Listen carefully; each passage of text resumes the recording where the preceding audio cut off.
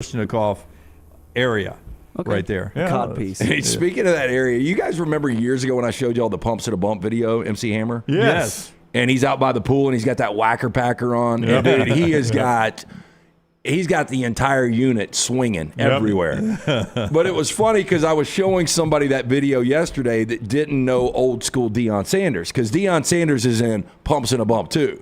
Now he's not in the original, the Island video when you've got the pool party. He's in the winter video. Oh, okay.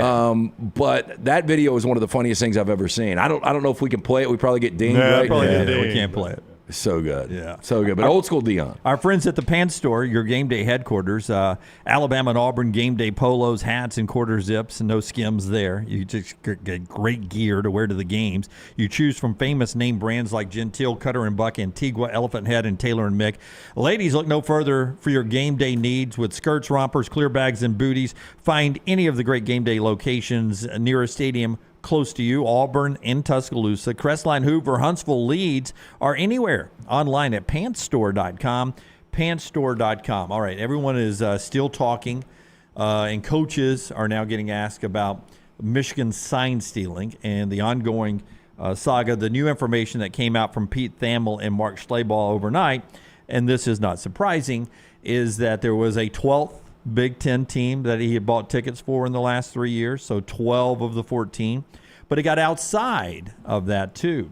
According to Pete Thamel and Mark Schlabach, Connor Stallions, according to their reporting, bought tickets to Tennessee games, Alabama games, and Georgia games last year, or the last 2 years, in pursuit of possibly facing them in the college football playoff. Ironically, the name we haven't seen pop up yet is TCU, who waxed them in the playoffs last year. I know. Probably should have done a little research. Yeah, they were like, we'll beat them. We're fine. Yeah. I think they probably watched TCU and was like, there is no way this team will ever skate through. I mean, they were living on borrowed time. This thing is getting, I don't know if it's getting overblown, but because there's no precedent and because we've talked about the NCAA, I think the way this thing, I don't think anything happens. I think ultimately Jim Harbaugh just leaves after the season. Yeah, I'm kind of with you. And then it goes away. Well, let me let you hear from some people as we set this all up here, and then I'll get your thoughts on this. Here's Kirby Smart first, yesterday, who played Michigan in the semifinals. This is not his comment where he said in the Michigan game, I didn't notice anything. You read it, and it looks worse than it sounds. And when you listen to it, you're like, that's not at all what he's saying. Yeah, if you read it, you can make it sound like Kirby's like, buddy, if they stole our signs, I didn't notice. And that's not really what he says. But he gets asked also about, have you ever heard of anything like this? You've been coaching a long time at a lot of places. You ever heard of anything like this? Kirby Smart, here's Kirby yesterday. Have you had a situation where you feel like your signals have been stolen and you knew they were? Are you referencing the going to people's games, or are you talking about within our games? Actually, both. Yeah, I never heard of anybody going to the games to watch the film and do all the stuff that's going on. Anybody's talking about. Right. I don't know anybody that's ever done that, or I've never been asked to do that as a young coach, or known anybody to do that. I've never heard of that. In high school football, I grew up with my dad. We would go watch other teams play. That was part of what you did. You went and watched the other team play. You sat out there with 4 other coaches and you drew up their plays while they were doing it. That was pre-cell phone and probably pre-signals, because they were sending people in with them. The coach would send them in with the signals. That was a long time ago. I don't know. I mean, there's times that people have said they've had our signals in game and they knew this or that. And you talk to the team that you played last, and sometimes when you're not going to play that team again, they share what they might have had on you and things like that. So I've heard of it in game, but a lot of times you can know the signal and still not do it right. Yeah, that's exactly right. Now hold that theme there, and keep in mind that stealing the signs within the game is perfectly legal. There's no rule against that. Like if I'm watching you across the sidelines and there's video, if you remember back in the day, I don't know if it's Alabama, LSU, or who it was, but they showed the Alabama booth and they got binoculars. That was Tyler Siskey. Yeah, it looks it was like it was an Alabama Ole Miss game. Yeah, it was 100% Siskey. Yes. So Siskey, probably cussing as he's doing it, is looking at the other sideline, and you try to steal the signals, and that's you do that in baseball, you do it whatever. I assume you do it in basketball too, and the old point guard, they don't do it anymore, but they used to have a point guard in basketball who'd bring the ball up the court and he'd occasionally hold up fingers. We're going to run 2 here, which was always motion. We're going to run motion here, motion. But you got to still stop it. But keep in mind, you still got to stop it, right? Even if I know what's coming. Here's Matt Rule, friend of the show, Matt Rule yesterday, when he gets asked about, he's in the conference, by the way, the Big Ten with Michigan. Here's Matt Rule. How pervasive is sign stealing in your experience? Yeah, sign stealing happens every game. There's nothing wrong with teams over there looking over trying to steal our signs. There's nothing wrong with us trying to look at their signs. It's why you should have mics in the helmets, right? Like all these coaches that vote against it every year is because they don't want to teach their quarterback. In the NFL, quarterback goes out there with 3 play calls because if I see the free safety's foot like that, it might be one high. I'm going to check to this play. But you get to college and you're watching a game on a Tuesday night, and they got the signal and they're just calling a play. So that's what makes college football, to me. That's why they score maybe more points. But it's also why the kids are less prepared. So that's why there should be 100% should be. We could get rid of all the stupid signs on the sidelines, and we could get pictures of, rock stars and all that stuff. And we could just play football the way it was meant to be. You go to a high school game, there's technology on the sideline. You go to an NFL game, there's technology on the sideline. You go to the college, there's nothing. Yeah, and that's a great point. What are we doing with all these signs and holding up curtains and everything? Yeah. Let's save money on curtains and put them in the headsets. We're going to try it in the bowl games this year. Hopefully everyone loves it, and next year we'll just go, let's go do it. But he's right. In the NFL game, Matt Stafford, Tua Tagovailoa, Baker Mayfield, Jared Goff go out there with 3 plays. And they call those plays to them, and they've got 3 plays, and they're going to check that at the line based on the alignment they see. And college coaches now, in a lot of places, it's not everywhere, they're going to call the play. The defense is going to line up, and now everybody's going to look to the sideline to see what my check is. Yeah. Every player looks over there. Coach signals the check. Now we run the play. Slows the game down a little bit. Well, too. but you can't do that with the helmet communication. I guess you could call the play and then check with me. Man, the headset setup for major college programs is elaborate.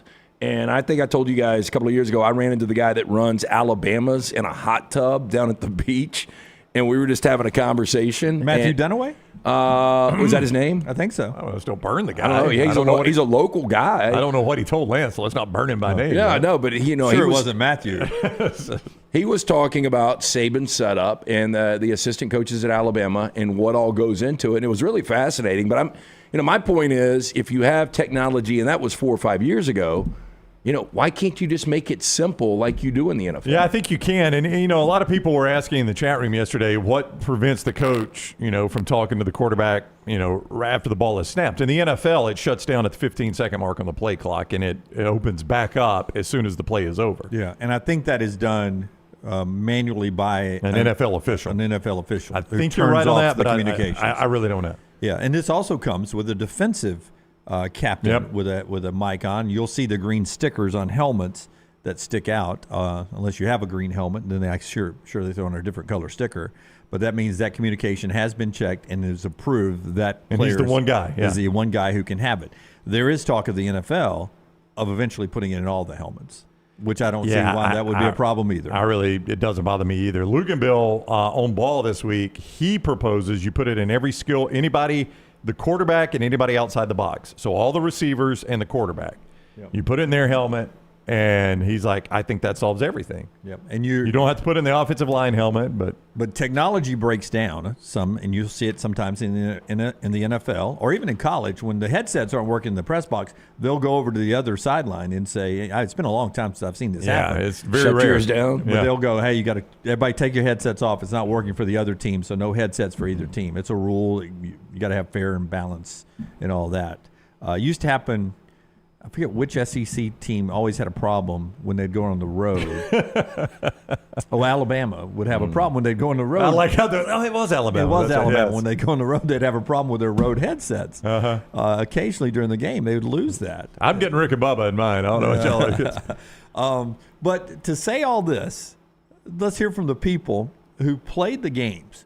Aaron Rodgers and Deion Sanders, right after Brownie tells us about JohnsonRVCenter.com. Forest River Expo. That is a big deal in the RV world, the Forest River Expo. And it is where my boys at Johnson RV Center just went. They went up there at the Forest River Expo to see all the new floor plans and the travel trailers, fifth wheels, toy hauler, motorhome world. And they pick out what they like, and they're like, this is what our customer wants. And that means brand new, fresh, exciting inventory is going to start arriving daily. And that means they're going to need the Call of Fall campaign to kick it all off to make room for it. So you're going to save big here. Fifth Wheels, discounted more than $50,000. Travel trailers starting at $179 a month with approved credit. Always lifetime warranty from RV Warranty Forever on anything you buy there that is new or under 2 years or 2 years of age used. You get a lifetime warranty with it. Johnston RV Center, I-65, exit 304 in Coleman, 334 in Decatur, and always online, JohnstonRVCenter.com. Aaron Rodgers on McAfee. I was in the old system, the old NFL, before there were headsets. How about that? Aaron Rodgers Gosh, he is old. was there before there were headsets. Well, I thought that. I mean, you think about it, he was at Cal 20 years ago. I know. I mean, he's 39 now, I think, Aaron Rodgers, but I really can't believe that predates the headsets and the helmets. I thought we've had that much longer. Aaron Rodgers says, listen, number one, you have to get the signal right first. You have to see a signal. In college, it seems like there's 4 or 5 guys sitting there sending them in. So you got to pick which is the right guy who's sending in the signals and which 4 are the dummy signals. And he goes, then, even if you get it, you got to be able to go stop it. So I think it's the quote, I think it's a little more intricate than just like, oh my gosh, what a scandal. Now in college football with the rules and such, it just seems like there's some sort of elaborate scheme that was going on, but you still got to go execute. And then there's Deion Sanders, who we all agree, Deion Sanders knows football. Oh, no doubt. And I saw these comments earlier today, and I thought it was interesting what he says. Yeah, let's listen to it and then you react. Yep. Here's Deion Sanders. I mean, everyone's trying to get an edge. I mean, everyone's trying to get whatever edge they can.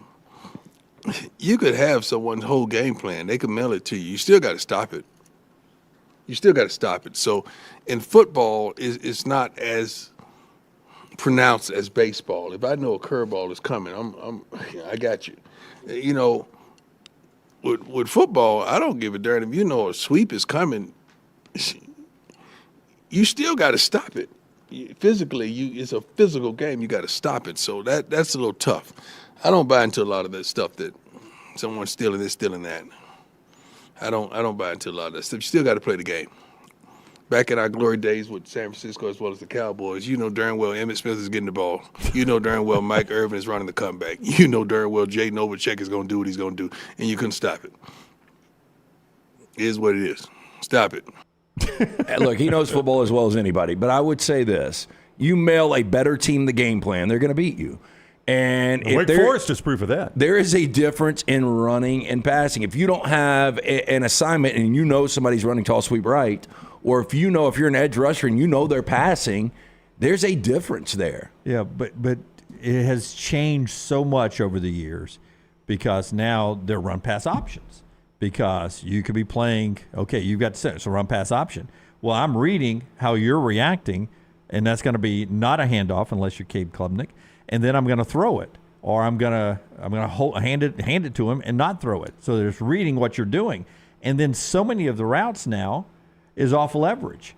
It's not a 10 and in. It's not a 10 and out. I'm running, and if I've got outside leverage, if I've got you beat outside, I'm going to cut it outside, and the quarterback and I are just going to read off each other. So I sort of agree with Deion. Even if you know it's coming, you still got to go make the play. Got to make the play, but the better team can make the play. And Michigan, and 99% of the time, is going to be the better team. And if they know what's coming, you watch their edge rushers over the last couple of years.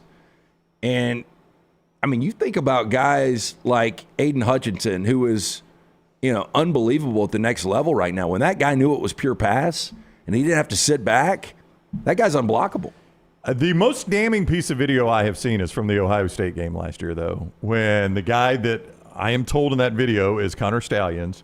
Have you seen this? I heard about it. You're talking about pointing the sky? Yeah, he's standing on the sidelines, and he's standing behind the offense so all the defense can see him, right?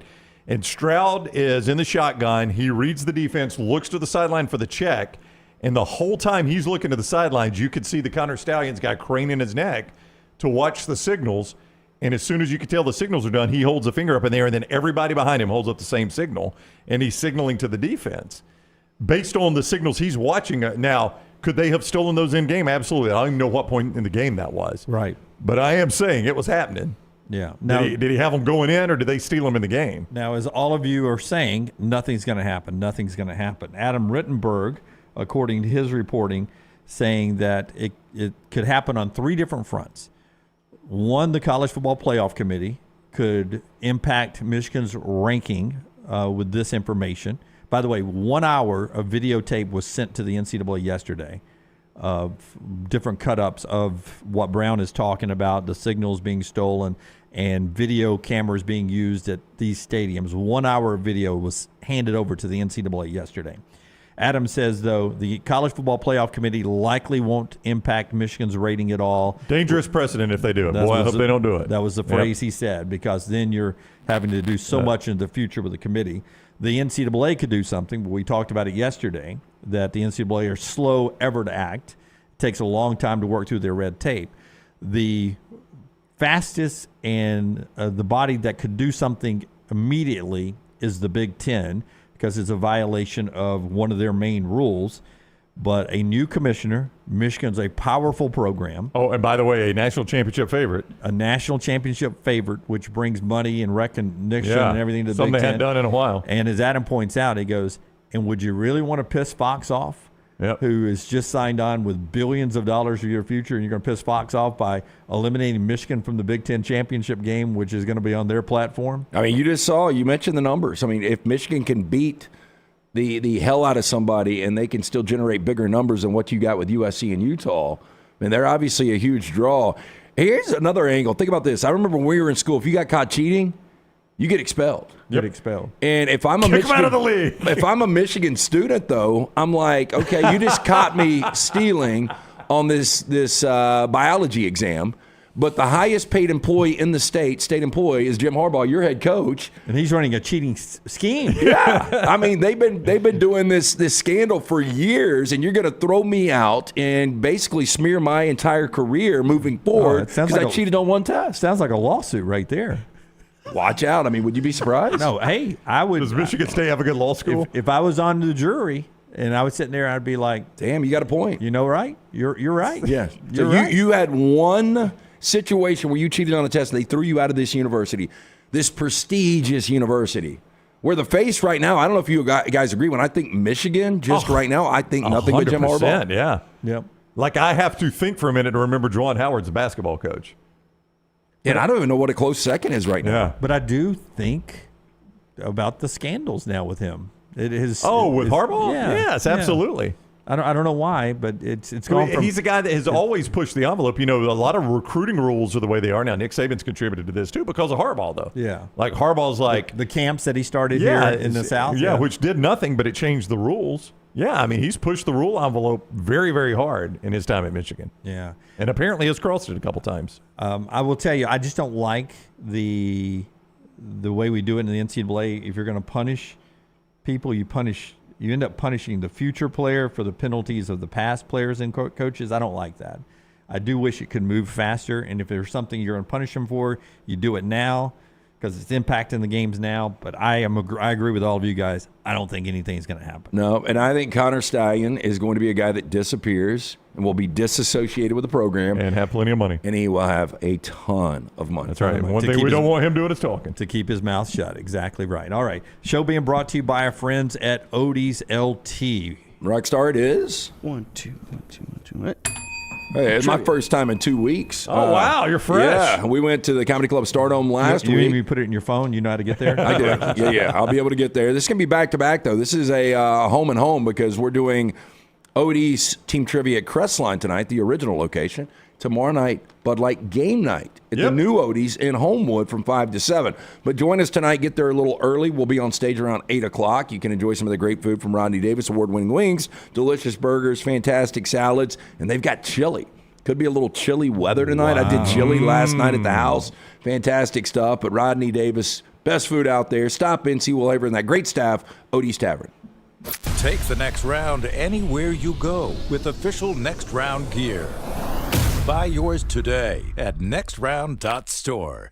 Football season is here, and Legacy Credit Card is just what you need to manage your spending safely and wisely. Credit cards offer better consumer protection against fraud when compared to a debit card, which is linked directly to your bank account. Legacy offers rates as low as 8.9% APR on credit cards compared to major card providers who advertise rates as high as 29% APR. Look no further than Legacy. Open a credit card online in minutes at legacycreditunion.com/join. APR's annual percentage rate, rates, and offers subject to change. See website for details. Federally insured by NCUA. IV therapy, B12 injections, cryotherapy, and compression therapy all under one roof. It's our friends at Hydra Live Therapy.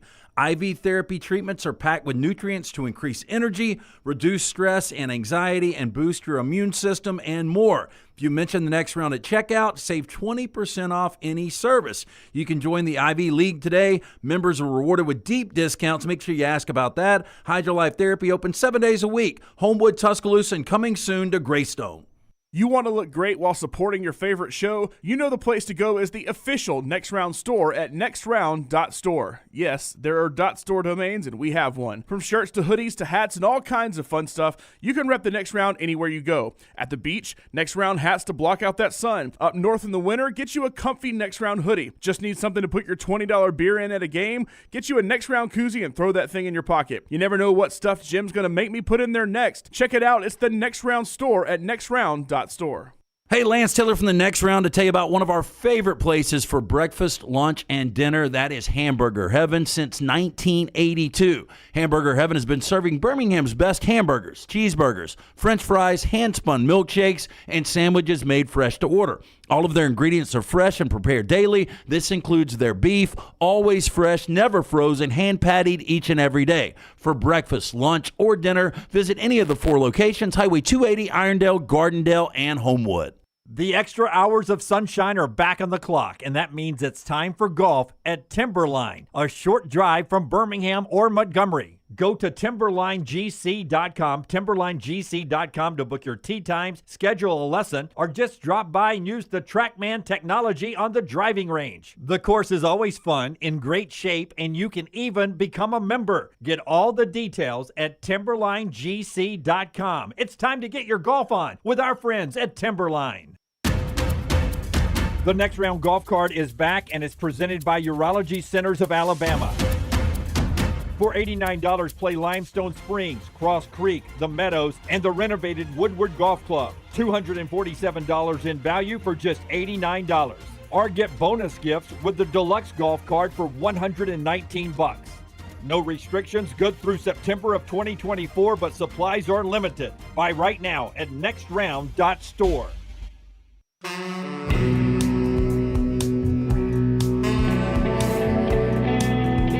All right, rolling along here today. Chris Doering coming up at the top of the hour. Auburn's Elijah McAllister at 10:45. We'll talk Auburn football with him. A little bit more Auburn right here, right after LT tells us about our friends at Harbaugh. Jeremy, wrapping up that project at my house right now. Dog's really excited about that. Look, they're a one-stop shop for all of your pool, landscaping, hardscaping needs. They do it all from the install to the lighting, final hardscapes around the pool, everything in between. It's beautiful work. You can find them on Instagram at Harbins_outdoors. See it for yourself right there, or you can call or text Jeremy directly, 205-300-0718. That's 205-300-0718, and tell him the Next Round sent you. Jim Harbaugh to the Bears. Some of you are saying Chargers over there. Everyone's expecting him to go to the NFL. I think the Chargers... It's fascinating. Much better roster. Yeah, much better roster with a proven quarterback. And I think they could replace that guy at any minute. Yeah. I mean, he is so underperformed. Staley is the head coach. Is so underperformed. I think they could replace him at any minute. The guy in Cincinnati gets a lot of criticism over the years, too. Zach Taylor? Even as they have won games, he's gotten criticism. But, I mean, if they went on a roll and they don't win in a Super Bowl this year, nobody would be surprised. I think you got to give them a little time. He's been to a Super Bowl. Yeah, and divisional round last year. I know, and was criticized all along the way for some of his play calling, so you never know. I would say Lincoln Riley with Caleb Williams to Cleveland and Jim Harbaugh to Chicago, and then Lincoln Riley ain't going to Cleveland. I meant Chicago. I misspoke. Yeah, no, I could see Lincoln Riley, though, if he had an opportunity to stay in L.A. and take over the Chargers with Justin Herbert. Yeah. I think with some of those weapons. Yes. Yeah, I think he would take a look at that. I think Harbaugh with the Bears fits. It does. He seems like a Bears guy. Yeah. By the way, Dane Brugler, who scouts NFL for the NFL, writes a lot of scouting stuff, compares the next Justin Herbert, identical tape, he says, Drake May, Justin Herbert. Drake May is Justin Herbert, he says. That makes sense. I mean, May doesn't win big games. It does. Let's go talk quarterback down at Auburn. Our Emily Grace McWhorter was on the Auburn campus yesterday. You can get all her player content on our YouTube channel. Is that in, does anybody know, is it on War Damn Pods or is it Next Round? I know it was tweeted under Next Round. Next Round. Next Round. It's all right. on Next Round's YouTube channel, Next Round YouTube channel, to get all her player content there. Down at Auburn yesterday, here is Emily Grace with Peyton Thorne on if he is frustrated or not with how the offense is rolling right now. Yeah, we definitely have some issues that we're trying to address.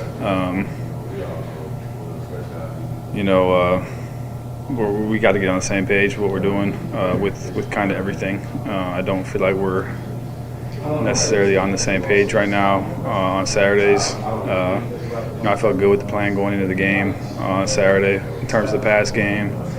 And we got to it there at the end of the game and, had success moving the ball. And there were some guys open early in the game too and just, wasn't able to get it to them. But, I feel like we're making progress. How frustrating has it been that those things kind of pop up on Saturdays, week after week, and it hasn't quite clicked yet? It's extremely frustrating, to be honest. It's been tough. You just got to keep showing up and keep working, though. So, I'm not going to be giving up, this season or ever. But it's been very frustrating. Well, I mean, losing is frustrating, but boy, that sounds like this is a guy. It sounds like, okay, this is a guy that's frustrated with rotating quarterbacks, frustrated with the play calling, frustrated with losing, frustrated maybe with his own play. Maybe he looks in the mirror and says, I haven't played as well. Yeah, I'm sure they're both, really good teammates, Robbie Ashford and Peyton Thorne. But they probably look at each other's play and they're like, dude, he sucks. How am I not playing the entire time? Yeah. But both of them probably see the exact same thing that we all see. Did he not say at the start of that communication on Saturday? So, I mean, that is a direct, to me, it is. When I hear a player say that, that's a direct finger point at coaching. I mean, could it not be communication with other teammates on, I'm a quarterback, I got to read your route. And could be. You're supposed to go out there because of the leverage I'm reading with you, and you go in. Yeah. Look, I know the SEC is more difficult than the Big Ten. Big Ten's a really good conference. But you would even take his numbers. His numbers in 21 were really good numbers. Right. Or really solid numbers. His numbers last year weren't bad. His numbers aren't even close this year. Robbie Ashford also talked with Emily Grace yesterday. If I asked you, just give me, if I said, give me a grade on Robbie Ashford throwing the football as a throwing quarterback. F. Robbie Ashford. F for you? I might go D. I mean, complete sum. F to me. D and F. F is I throw a bunch of interceptions, don't complete anything. So and I got eyes. Yeah. So Robbie Ashford gets asked about the narrative that he can't throw the football. Here's Robbie. I mean, I feel like it's a stereotype that I can't throw the football, but I mean, that's kind of whatever because I was playing. I mean, you see Texas quarterback, he's sitting out with the injury I played 9 games through. So that should tell you in itself what I was going through. But, people don't want to really look at that, so I don't really care because they're not doing what I'm doing. They're sitting on the TV, sitting behind a phone screen with all that. So I look at it as right now it's me more of a running guy, but I know I can sit back there and throw the ball around the yard. I've done it last year before I got hurt. I feel like we both can run, both can air it out around the yard. But, I feel like those are the 2 big differences. But I feel like they're both great packages, great plans we have. Now it's just on us to go execute. I feel like our coach put in a great system. So we just got to execute to the best we can. And it hadn't been to the best of our ability that we know we can do, but we got 5 games, so we're hoping to start it off this week and just keep that momentum rolling. Well, there are stereotypes for a reason, and I think people have stereotyped him as a very inaccurate quarterback, and I think there's good reason for that. I mean, I stereotype Peyton Thorne that way, too. Yeah. I don't know what grade you'd give him. You gave him an F. What would you give Thorne? A D? C minus D. Yeah, probably a D. Yeah, I mean, F and D. I mean, that's what you got. I'd give them both a D, honestly. Now, if he played with a AC tear on his or sprain or whatever it is that Quinn Ewers has on his throwing shoulder, I mean, not a lot of guys do that. I'll give him that. Did it linger into the season, though? I don't know. I assume he meant it was on his throwing shoulder. Now, we did see some – I don't know about you guys. I thought Robbie Ashford, I saw more upside last year under Brian Harsin than I've seen this year under Hugh Freeze. He made and Hugh Freeze is 10 times the coach Brian Harsin is. Yes, but no, if you go back to the Penn State loss, was that last year at home or was that 2 years ago? Yeah, it was last year. It was last year at home? First half. I think Auburn put up 400 yards of offense in that game. Well, I mean, against LSU, against Arkansas, I mean, I'm not going to say he slung it all over the yard, but, I mean, he looked like he had some potential. I mean, I think they had 300 rush yards in the Iron Bowl. Yeah. They had a lot of yardage last year. Yeah. Not a lot to show for it. But again, as LT keeps pointing out, before and after pictures with Hugh Freeze is what they're looking for down at Auburn. Chris Doering talks about the other big games in the SEC, including Georgia and Florida, when we come back on the show. That is being brought to you by our friends at Urology Centers of Alabama. Listen, UCA, they've got over 35 urologists at 16 locations spread out all across Alabama. And early detection is so important when it comes to treating your health as a man. Urological needs at UCA are taken care of by those 16 locations near you. Prostate health, kidney stones, whatever it is, from that to that, they'll take care of you. Visit urologycentersalabama.com, urologycentersalabama.com to find a location near you and to schedule an appointment. UCA, urologycentersalabama.com. The National Football League with ESPN's Dan Orlovsky every Wednesday on The Next Round. Hey, Lance Taylor from The Next Round to tell you about our friends at New Life Art. Daniel A. Moore has completed his original full-color oil painting honoring Bryce Young, Alabama's 4th Heisman Trophy winner. This painting depicts the memorable Heisman-worthy go-ahead pinpoint pass to John Mechie in the corner of the end zone as the Tide dismantled the vaunted Georgia defense in the SEC championship game this past year. Use code TNR for 15% off. You can order online at danielmooreart.com. A legendary coach once said, "It's not the will to win that matters, it's the will to prepare to win." Bryant bankers have the dedication and experience to put together a financial game plan that's right for you. Stop by one of the 7 Central Alabama locations today or give them a call at 1-855-4-BRYANT to begin preparing for your financial future today. You'll find out what unbeatable service and legendary results are all about. Bryant Bank, Equal Housing Lender, member FDIC. Going to a big football game? Walking around all day? Then you'll want comfortable shoes. This is Wes McClooney, owner of the New Balance Birmingham store. Score a touchdown with a new pair of ultra-comfortable running or walking shoes. Come to the New Balance Birmingham store. I'm telling you, we'll make sure you have a perfect fit and we'll treat you like the starting QB. Our job is to make sure your feet are happy. Visit the New Balance Birmingham store on Highway 280 next to Chick-fil-A. Your feet will thank you.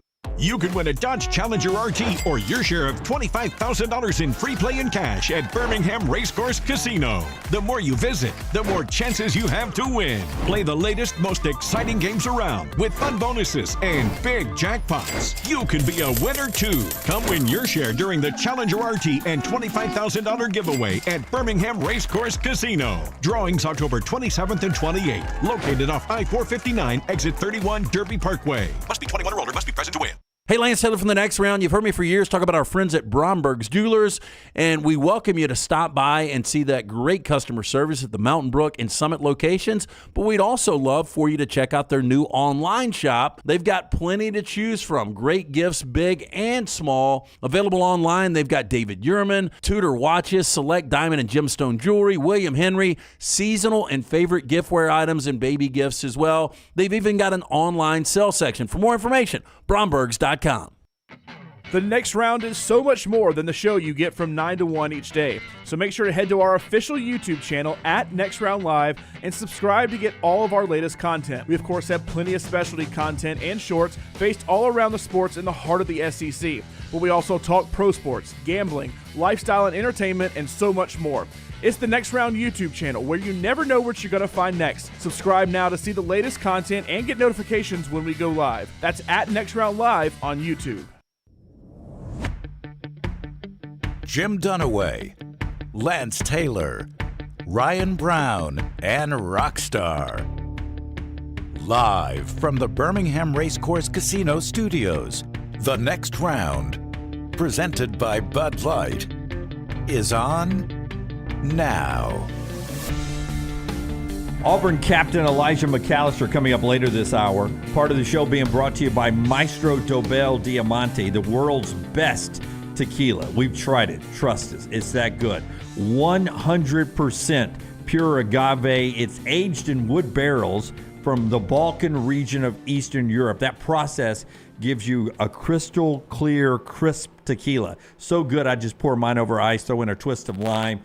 Perfect. Ask for it by name this football weekend. Maestro Dobel Diamante Tequila. All right, a big game in Jacksonville on Saturday. The world's largest outdoor cocktail party renews yet again with Georgia and Florida playing. Florida great SEC Network analyst Chris Doering is with us now on the JohnstonRVCenter.com hotline. What is up, Doering? How are you today?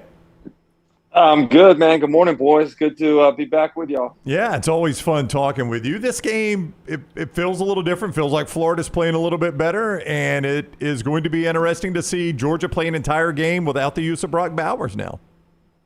Yeah, I think it's crazy how the optimism of the Florida fan base has risen so quickly after one game, and I'm a little skeptical. You beat a 2-win South Carolina team that you're down by 10 with less than 5 minutes to go.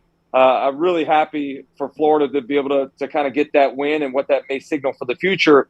But I got to see a couple weeks in a row of not only the fight that these guys had, the energy that they had, but the offense and the willingness to stretch the field. The vertical passing game is something that really hadn't been utilized a ton to this point in the season prior to that South Carolina game.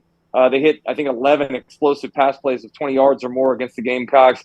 So I want to see them still continuing to be aggressive with the play calling, but it certainly has a lot of Gator fans feeling pretty optimistic going into Jacksonville this weekend. Doering, all these fan bases are insane. When you've got a really good, passionate fan base, there is a level of insanity, but the schizophrenic fan base that is the Florida Gators, you're right. I mean, after the Utah loss, it was like, this dude sucks, he's got to go.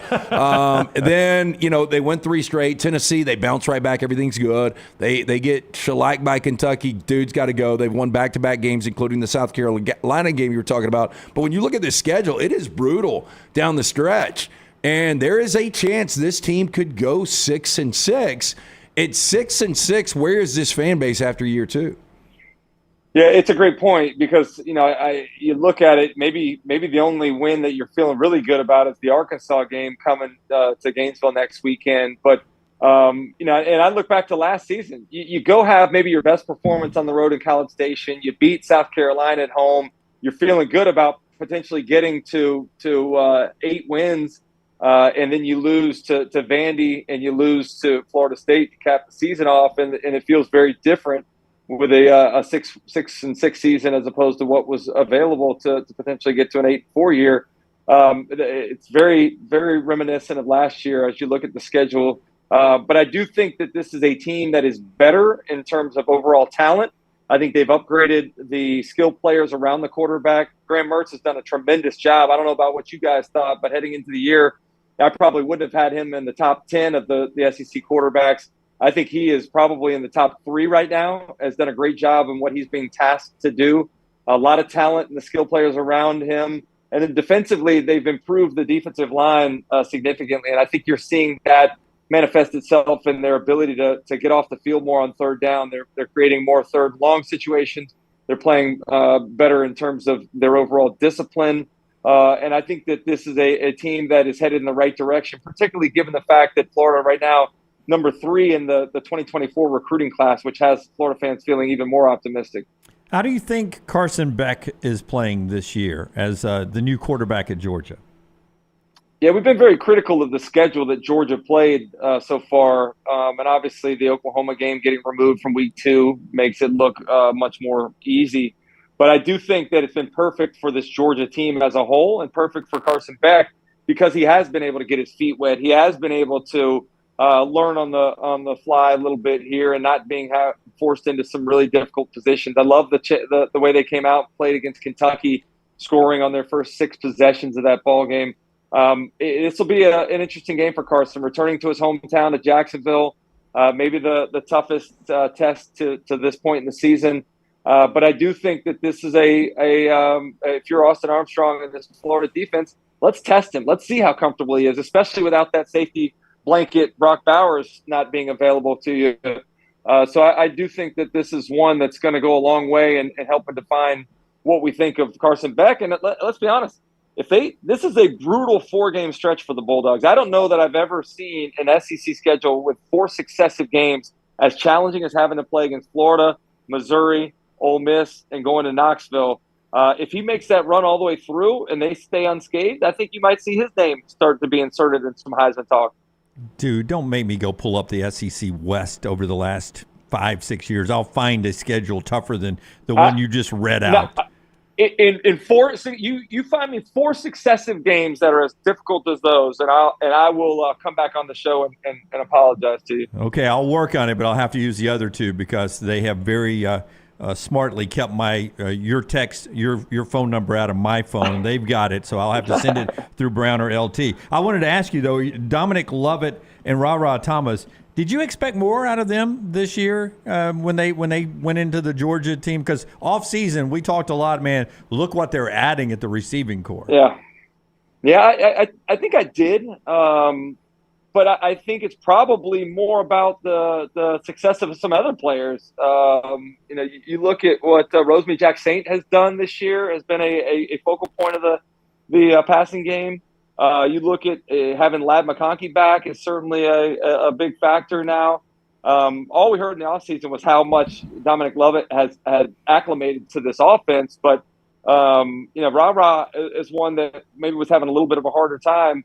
Neither of those guys has really been the standout number one, but maybe that's what this team is. It's Brock Bowers as the number one target and a bunch of supporting cast members around him. And I think that's what makes it interesting this week is like, all right, you don't have one guy that can go do everything that Brock Bowers can do. So how do we take pieces that remain in this offense and use what they're able to do to supplement those things that Brock Bowers has that you won't have available for the next month? I hate to debunk it this quickly, but I literally pulled one schedule, and you tell me if this is more difficult. At LSU, Texas A&M, at Ole Miss, at Alabama.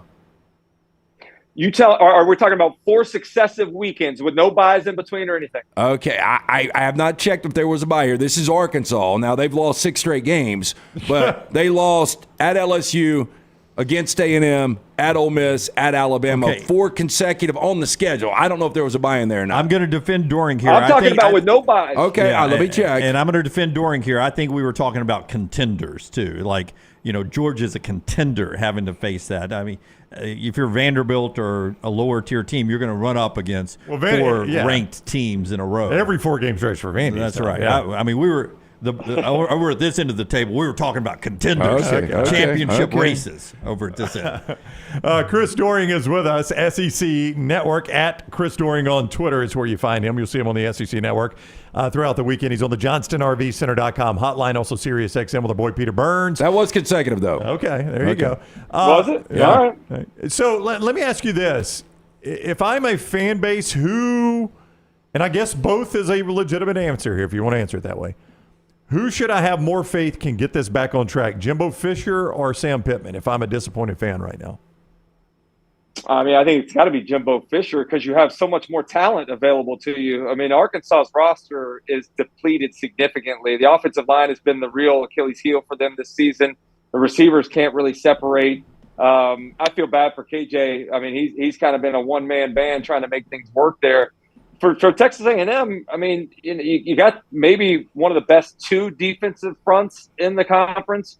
You've got a really good group of wide receivers. The quarterback, I think, Max is a little more limited than what Connor Weigman was, I think. But I think the overall talent that you have is significantly better in College Station than it is in Fayetteville. For a while, Eli Drinkwitz has been a punchline for SEC fans, opposing fan bases. I don't know how Missouri fans felt about him, but I mean, this is a pretty amazing job that he's been able to do here. And you look at the one loss to LSU, they had that game in hand. A couple of things. How good is this Missouri team? How surprising? And you played the position. Luther Burden III is as good as any receiver we've seen in this conference over the last 4 or 5 years? Yeah, no doubt about it. I mean, he is fantastic. And I think the thing I love about him this year is they found more ways to get him the ball. It used to be, hey, let's just throw him the quick screen, let's hand him the jet sweep. But now he's not only a guy that can take the short pass and turn it into a long game, he can beat you over the top as well. Honestly, I like the development of the players around him. Theo Weiss, after transferring in from Oklahoma, has been a tremendous add. Mookie Cooper's been sensational. Marquise Johnson has been good. So I think, you look at overall groups of wide receivers. I was really high on Kentucky heading into the season. I was really high on Tennessee heading into the season. Both of those groups have been large disappointments. And we weren't even talking about Missouri outside of Luther Burden. So I think that's been a fun storyline. Maybe the best storyline is Brady Cook, though, Lance. I know you'd agree. Like, looking at the accuracy with which he throws the football, looking at the command that he has in the offense, his running ability and scramble game and called quarterback run game, this guy is a real weapon. And I don't think people around, even in the conference, are recognizing just how good he is and how good this Missouri team as a whole is. Yeah, hey, real quick, you brought up Graham Mertz, and we talked about this in Nashville. I think a lot of people had him 14th. And I saw Brady Cook down 12 or 13. But if you had to reseed these quarterbacks, everybody's got Jaden at number 1. But I think both Brady and Graham Mertz are probably the way they played in the top 5 right now. Would you agree? I totally agree. And I didn't have Spencer Rattler in my top 5. He's amongst that top 5 group now with the way he's played, despite having a brutal offensive line in front of him. But yeah, I definitely, I think you'd have to put Carson Beck up there. That might be just off the top of my head, the top 5 that I would think about to this point in the year. But it has been, I'll say on the positive surprise side, the Graham Mertz probably more so than anybody else. Brady Cook there as well. And then the negative surprise, the Devin Leary thing, I thought was a lock with him coming in from NC State, with Liam Cohen returning, with that group of receivers he had around him, with Ray Davis running the ball. This offense has been largely the most disappointing thing that I've looked at in the SEC this year. Devin Leary, they're completing 54% of their passes. Their receivers have the highest drop rate in the entire country. It is a real head scratcher as to why they're so bad throwing the football. Georgia hasn't lost a regular season game since Florida beat them in the cocktail party back in 2020. You mentioned the schedule. Who's the most likely team to beat them in that 4-game stretch? Is it Florida? Is it Ole Miss? Is it Tennessee and Neyland? Is it Missouri? If Georgia does lose, let's say they do lose one, who's most likely to be that team? You guys know this. It's not necessarily about who you play, but when you play them. And again, the successive weeks, we can argue about how difficult it is. It's a challenging task for them. I think Tennessee playing so much better at home than they do on the road, and what they've done to upgrade their physicality on the lines of scrimmage proposes a better challenge for them. At the end of that successive Florida, Missouri, Ole Miss streak, having to go to Neyland, I think that's going to be a really challenging game for them. But honestly, I have a hard time believing they're going to go unscathed through that 4-game stretch. This is no indictment of Georgia, but their defense is not as good as it's been the last 2 years. Those guys are playing largely for the Philadelphia Eagles right now. I mean, there's a lot of really good players that they've had to fill the void for. You got a new quarterback. I think that they're probably going to slip up at some point in time in that 4-game stretch. And if I said maybe the most likely now, I probably would say just because of the cumulative fatigue factor and playing in Neyland, that it might be the Tennessee game. All right, he is Chris Doering. You'll see him on the SEC Network, Sirius XM as well, at Chris Doering on Twitter. And he is with us on the JohnstonRVCenter.com hotline. It is always fun, Chris. We appreciate the time. Yeah, thanks for having me, guys. Always enjoy it. All right, buddy. We'll talk to you soon. Doering with us on the JohnstonRVCenter.com hotline. He'll get off the phone and be like, those guys are always challenging me on my schedule thing. LT found one like that. I knew Arkansas. We had talked about how difficult the schedule has been for Sam Pittman, but that 4-game stretch right there, you guys will give me it's much brutal. more difficult. Yeah, it's brutal. I would imagine they get it all the time, right? I mean, it seems like every year they've got the toughest schedule in football. Yeah, because they're in the SEC. They're a middle-tier SEC West team. That's right. Well, and they play out of conference against Texas, BYU. I mean, they're not afraid to play those out of conference games. We're not afraid of great food around here. Our friends at Milo's has their loaded fries right now on their menu. Got them coming Friday. Well, you got to try. Well, you made my these. day on that, Lance. We got more coming Friday. We've tried them one time. Take a look at these pictures right here. The Mexi fries is there to the left. You get the queso, bacon, and jalapenos right there. The saucy fries are the bigger one, the closer to you here, the same size, just depth perception of the picture there. That's 100% pure ground beef, the same beef that's used in their burgers. grilled onions, Milo sauce, and queso on top for the saucy fries. Download the Milo's mobile app and use the promo code NEXTROUND. Use the promo code NEXTROUND to try one of their new loaded fries for free. That's the Milo's mobile app, promo code NEXTROUND for the free fries right there. All right, interesting conversation there. Before you show the picture, Forrester, of the current BCS standings, and if you know the answer, if you've seen this already, please don't. We get our first college football playoff poll next week. The committee will release their first poll. The first one's always sort of wild to get the first look of what the committee's thinking. But using the old BCS computer formulas, who do you think the top 4 teams are in college football using the old BCS? The old BCS formula, strength of schedule, blah, blah, blah, yeah, blah, blah. I will say your top 4 are Michigan, Ohio State, Georgia. Are you giving them to me in order? No, I was not. Do you want them in order? Give me in order. Yeah, let me write this down. Michigan, Georgia, Ohio State, Oklahoma. Okay. I will go Oklahoma 1. Oklahoma 1, Okay. Florida State 2, Okay. Ohio State 3, and Georgia 4. Okay. Neither one of you are exactly right. Here's what the computers say right now. Michigan is number 1, even with their schedule. Ohio State is 2, Georgia 3, Florida State 4, if that was your 4-team playoff. Oklahoma, Washington, Alabama 7, ahead of Texas, who they beat. Yeah, makes a lot of sense. That's always the problem with computers, right? Yep. But when you put it all in there, Alabama ahead of Texas, Penn State is 9, Oregon 10, Ole Miss 11, Utah 12, all the way down to 15 for LSU. I mean, if you flip Texas and Alabama, I really don't have a whole lot of problem with that top 10. No, and I will tell you, I mention this every year, by the time, it doesn't match up through the process, but by the time we get to Selection Sunday, it has matched up every year, the old BCS formula and what the committee says. Not saying they just take advantage of free meals and hotel stays in Texas, and the committee just sits back, spits it out of the computer the last day and throw it out there. But Michigan, Ohio State, Georgia, Florida State, with Oklahoma, Washington on the outside. And this begs the question, Michigan and Ohio State, if they're both unbeaten when they play each other, and they play each other in the old BCS standings, 1 versus 2 like that, rarely kick the other team out of the top 4. Yeah. I wouldn't surprise you. Depends on how the game goes a little bit. But, yeah, if they're undefeated when they play. Boy, a 12-team playoff would be so good this year. Oh, can you I've imagine seen- if it's not going to end up like this, but can you imagine Oklahoma and Washington both undefeated with those schedules and not being able to get into college football playoff? I think Andy Staples does that 12-team playoff, and I meant to tell Scott and I forgot to. I think he gave us our favorite one this week, the one he brought out this week. Well, Scott will have it. Scott can get it later, yeah. No, he's going to have it right now. I would just tell you that of Stuart Mandel's projections, if you were using where teams are next year, including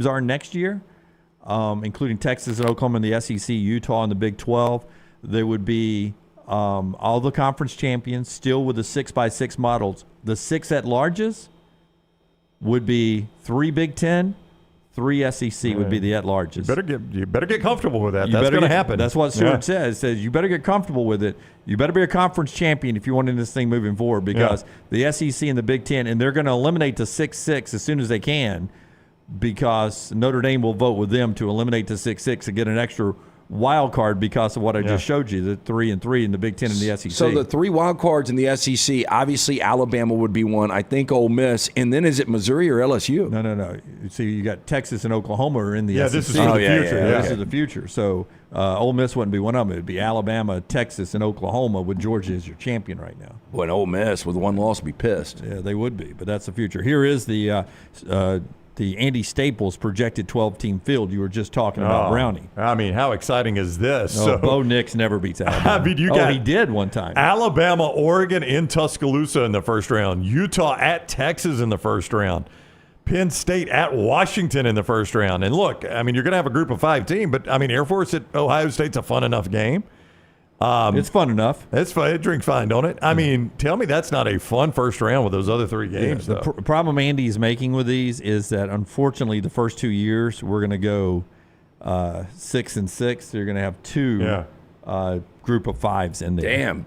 Bama, for the fans out there, would have to earn it. Beat Oregon, beat Georgia. Amen, man. Then beat Ohio State and beat Michigan. Yes. I mean, I'm all about it. So you got Ohio State beating Oklahoma, it appears.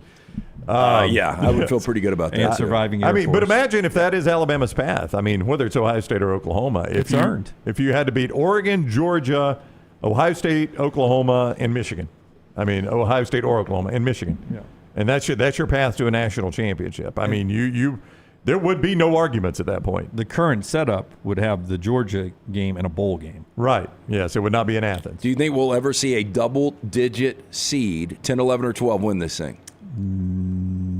Well, I mean, Penn State would have to beat Washington, Florida State, and Michigan, and then Georgia. And then Georgia. I mean, that is a lot to ask. Yeah. Once you get access, then anything can happen. I mean, Utah with Cam Rising would have a fighting chance. Absolutely. Hey, Utah. We talk about Washington's got a fighting chance right now. As bad as they looked this past week against Arizona State, Utah with Rising is probably a better team. Yeah. See, now Jeff says the season matters nothing when this happens. That's I not disagree. true. I disagree completely. Like, if you're Alabama, would you rather have Georgia's path or your path? Yeah, I'd rather have Georgia's path. I had too. If you're Penn State, would you rather have Michigan's path or your path? Yeah, it's much like the NFL right now. Regular season does matter. Yeah. And by the way, if you don't think the regular season matters right now, Ole Miss has one loss. Where's that Ole Miss logo? They're not in it, Jim. Right. Because that one loss was to Alabama. Right. And they played Georgia, so Notre Dame's not in there. LSU's not in there. Those games were impacted there. Yeah. Missouri had a heartbreaking loss to LSU. Missouri led. One loss, Missouri, not in there. So, the regular season will matter. Now, one loss doesn't eliminate you, and that is different. That is different than what we're used to, but I don't think it's eliminated anybody recently anyway. Yeah. That second loss for Alabama, if it happens, could cost you. Yeah. And you've won national championships with one loss at Alabama. Most of them have been with one I mean, loss. even you say the regular season doesn't matter. Alabama's got a loss. Penn State's got a loss. You know what matters there? Alabama hosts Oregon. Penn State goes to Washington. They both got a loss. Yeah. I mean, so that just shows you how penalizing one single loss can be. Yeah. And by the way, if I was Penn State, I'd be bitching about this because my loss was on the road to the number 5 seed. Your loss was at home to a 7 seed. Yeah, well. Yeah. Why am I 11? Why are you 8? That's the way they voted, man. Yeah. Sorry. That little crimson A over there.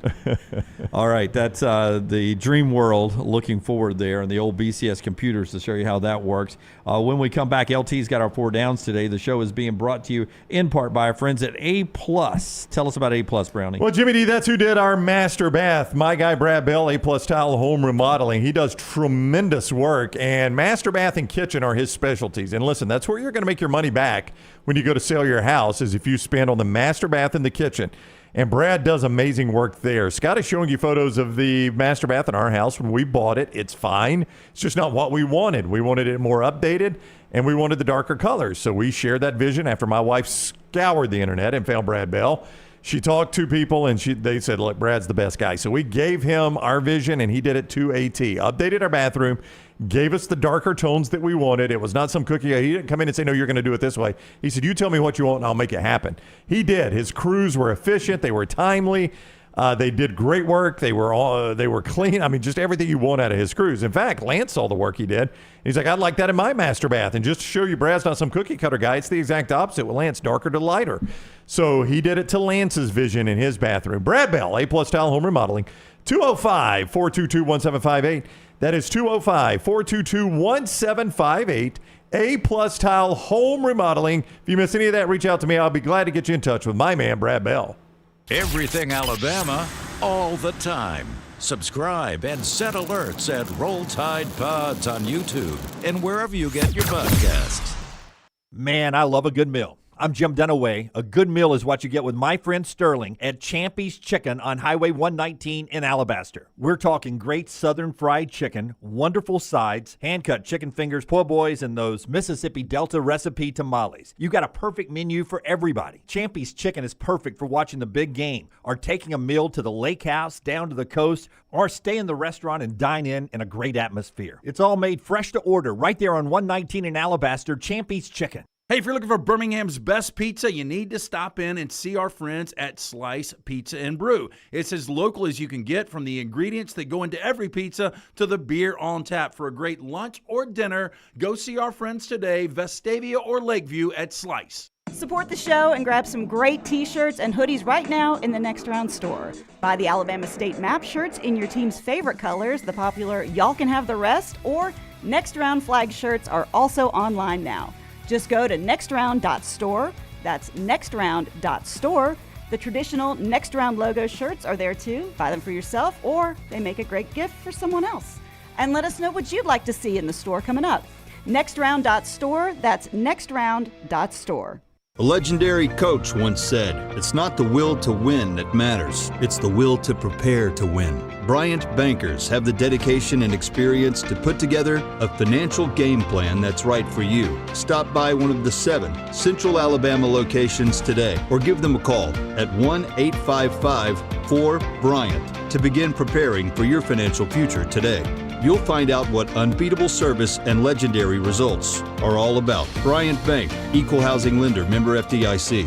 Do you need extra cash handy? Look no further than Legacy Credit Union for whatever loan your lifestyle requires. It only takes a few minutes to apply and request the amount you need to give you peace of mind.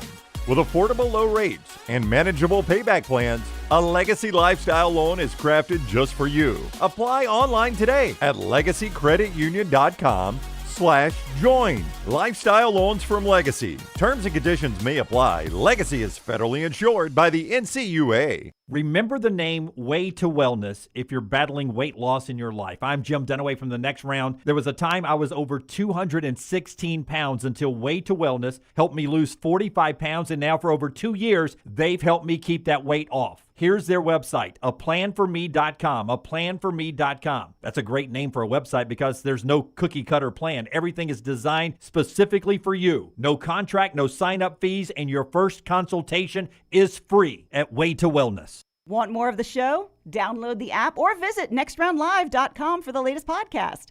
The Mystery Fifth Hour, our not for all ages podcasts like Bama and Bourbon, and the entire Double Down Media podcast family. All at nextroundlive.com and on the Next Round app.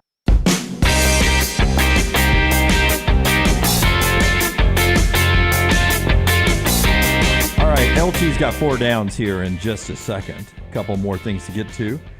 Coming up right after he tells us about our friends at Hydra Live. Yeah, Hydra Live wants to remind you, you've got a big weekend coming up, Halloween right around the corner. It is.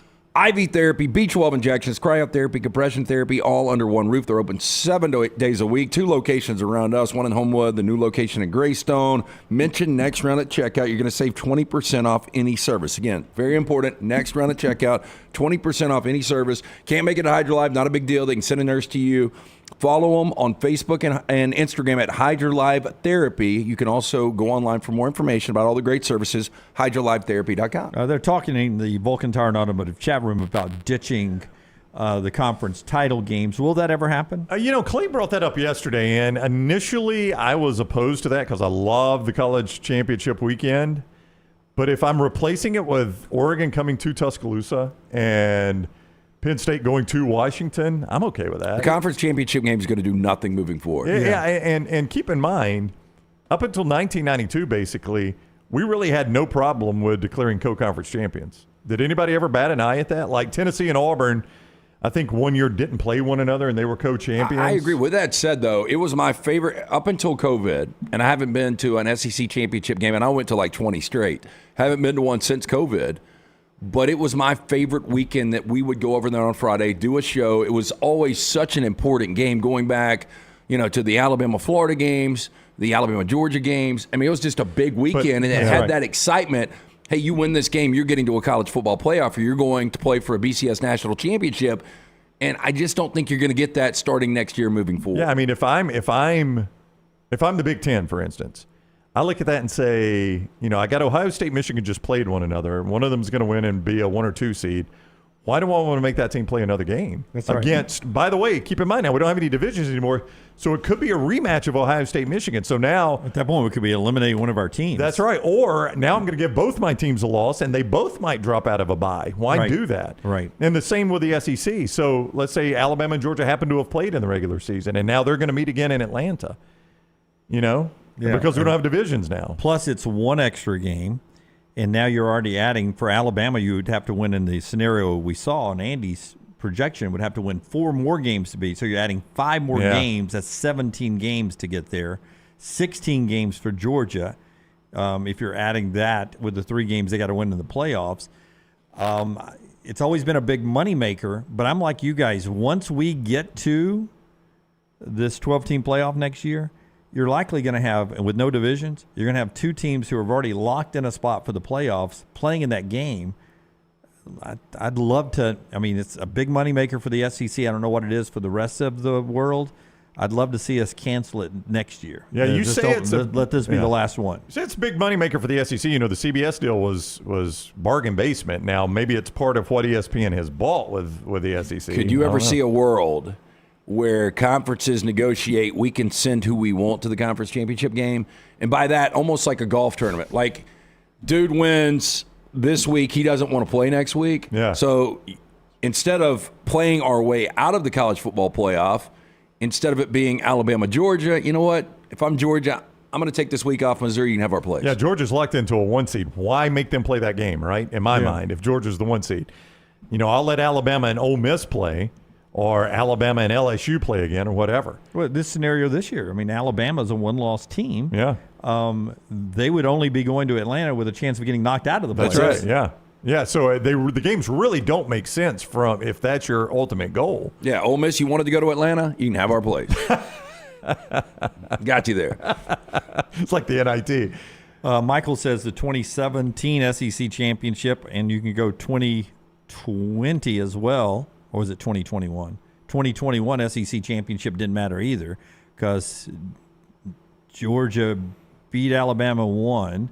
No, Alabama beat Georgia and then went on to win the championship. And then in 2021, Alabama beat Georgia, and Georgia went on to win the national championship. So I guess technically they didn't matter either. Well, now but both of them didn't get eliminated. Yeah, I would say in the 17 SEC championship game, that was Auburn versus Georgia with a injured Kerryon Johnson. If Auburn wins that game, that's right. Yeah. Man, that is a little bit different. Yeah, they're the first 2-loss team to get in. Yeah, I mean, Alabama lost the Iron Bowl, but they were a 1-loss team, and they were sitting there waiting on Georgia, basically. And speaking of the SEC championship, I'm going to clear this up because I've had a lot of people come to me and they're like, you keep saying if LSU wins out, they're going to represent the West. There could be a 3-way tie with Ole Miss, Alabama, and LSU all with 1 loss. That's if Ole Miss beats Georgia now. It's a lot to And ask. that's what I keep saying. Like, I just don't project Ole Miss beating Georgia. I Now, was if they asked, do, I was asked by a mutual friend of ours the other day, what's the tiebreaker there? And that's such a complicated tiebreaker. But I think ultimately it goes down to the last element. There. Oh, well, Alabama will get the tiebreaker. I mean, I think It's Alabama Birmingham. wins Upon out, review, right? Yep. it's Alabama. I think it says that in the tiebreaker. If Alabama's involved, Alabama moves forward. Yeah, come on. I didn't spend a whole lot of time looking for the very thing you talked about. Is Ole Miss have to beat Georgia for this to matter? Yeah, when that happens, then we can start digging. I'll start looking when Ole Miss beats Georgia. And by the way, that means LSU has beaten Alabama for us to start looking. Yeah, you're going to need both those things to happen. Well, here's our Hempill question of the day. I'll ask you. Tell us about Hempill after. Give you time to think about it. I asked it to Doering. Of the 4 games left, of the tough ones for Georgia, which ones, if they had to lose one, who do you think it is? Tell us about Hempill first. Right now for the month of October, you've got a little less than a week, 0% for 60 months for qualified customers, plus free Wi-Fi upgrade, 10-year labor on any system replacement, and a $69 fall tune-up. Call Adam, Chad, Andrew, the guys at Hempill Services. The name Birmingham has trusted since 1954 for all of your plumbing, heating, and cooling needs. Hard to stop a train, 205-229-2090 or hempillservices.com. Who is it? Who's the toughest game for you? If they had to lose one, who is it? If Georgia has to lose a game, I wish I could flip around these home and away games. I know you can't do that. With that said, I don't. It's either Florida neutral site, Missouri at home. I think it's at Tennessee. Ole Miss at home or at Tennessee. I think at Tennessee is their toughest game, but all I'm saying is in situations like this, that's not always the game you lose. I'm not saying that's the one they're going to lose. I think they're going to drop one. I think the toughest one should be at Tennessee. Yeah, I'd say I don't think Joe Milton's good enough to beat that. Well, I was going to say the best quarterbacks they see are in the middle with Brady Cook and Jackson Dart. Like, Graham Mertz is having a great season, but I went back and I looked at his last couple of years in different supporting cast, but his last 3 years against the two best defenses he's seen, and this will be by far the best defense he's ever seen, and he has not played well at all. The best team that has a chance to beat him is Ole Miss, in my opinion. I mean, you're factoring in coaching too, though, right? I was not, but I was factoring in that Jackson Dart has that it factor at some times during a game. Can you do it for 60 minutes? Quinshon Judkins is starting to heat up a little bit, running the football. They got some skill at receivers. It'll be the third game of this 4-game set. It will be at home. And then you have the look ahead possibly, next week's Tennessee. If they survive this one, next week's Tennessee. Here's what's going to happen to Tennessee, in my opinion. As bad as Kentucky has been offensively again, I think Kentucky wins the game this weekend. I think there's a good chance Tennessee loses at Missouri. So they've got 4 losses, and really their entire season is let's ruin it for Georgia. Yeah. Or let's at least put Georgia in this situation. Tennessee, outside of the 30 minutes we saw in the second half against Alabama, they can play really good defense. Yeah. So I think they could frustrate Carson Beck. Another example we don't script at our show. 3 topics I had to get to today. We have blown through in the last 9 minutes of the show. That's fantastic. Without you guys even glancing at my sheet. I wanted to see one of my topics today was what will Tennessee end up being this year? And you just ran through it right there that they got losses ahead. Maybe their season comes down to whether or not they beat Georgia or not. It's really interesting if Tennessee does drop to 7-5. Yeah. And they easily could. Yeah, absolutely. Tell us about our friends at Slice as we jump into your 4 downs today. 4 great locations, again, created by the late Jeff Bajaya. God rest his soul. Great dude. His brothers continue the legacy, Jason and Chris. Make sure you get into one of the great 4 locations. Tell them the Next Round sent you. Incredible pizza. We talked about the soul pie yesterday with Tyler Booker. You were talking about the Hot Mama. Had that just a couple of weeks ago. Local pizza, local ingredients. For more information, slicebirmingham.com. First down.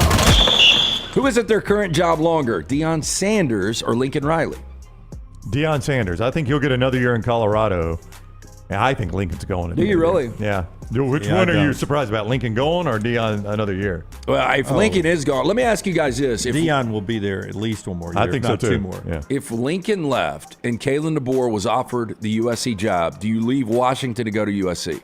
I know it's been done before. Yeah, I would, yes. Yeah, but the only thing I would say about that is Washington does have the resources now. They do, going to the Big Ten, but they're going to the Big Ten as a lesser partner than USC is. They're taking the small cut, right? I'll be honest, if you got Kalen DeBoer, Lincoln Riley can You'd go. make the trade? Yeah, I like Lincoln Riley, but I would tell you this, that no matter what school you walk into, especially out west, if you're the Washington coach you're walking in, the USC coach is always getting more and you can recruit more attention. A lot easier to LA, than you can really to Seattle. So, do you agree that it's going to be Deion longer at Colorado? No, I don't think Lincoln Riley is going anywhere. I do not think he'll go to the NFL. People saying Riley to the Raiders. It's just not the NFL way to go hire college coaches. It just isn't happening. Harbaugh's different. He's already been in the NFL once. He's proven. Right?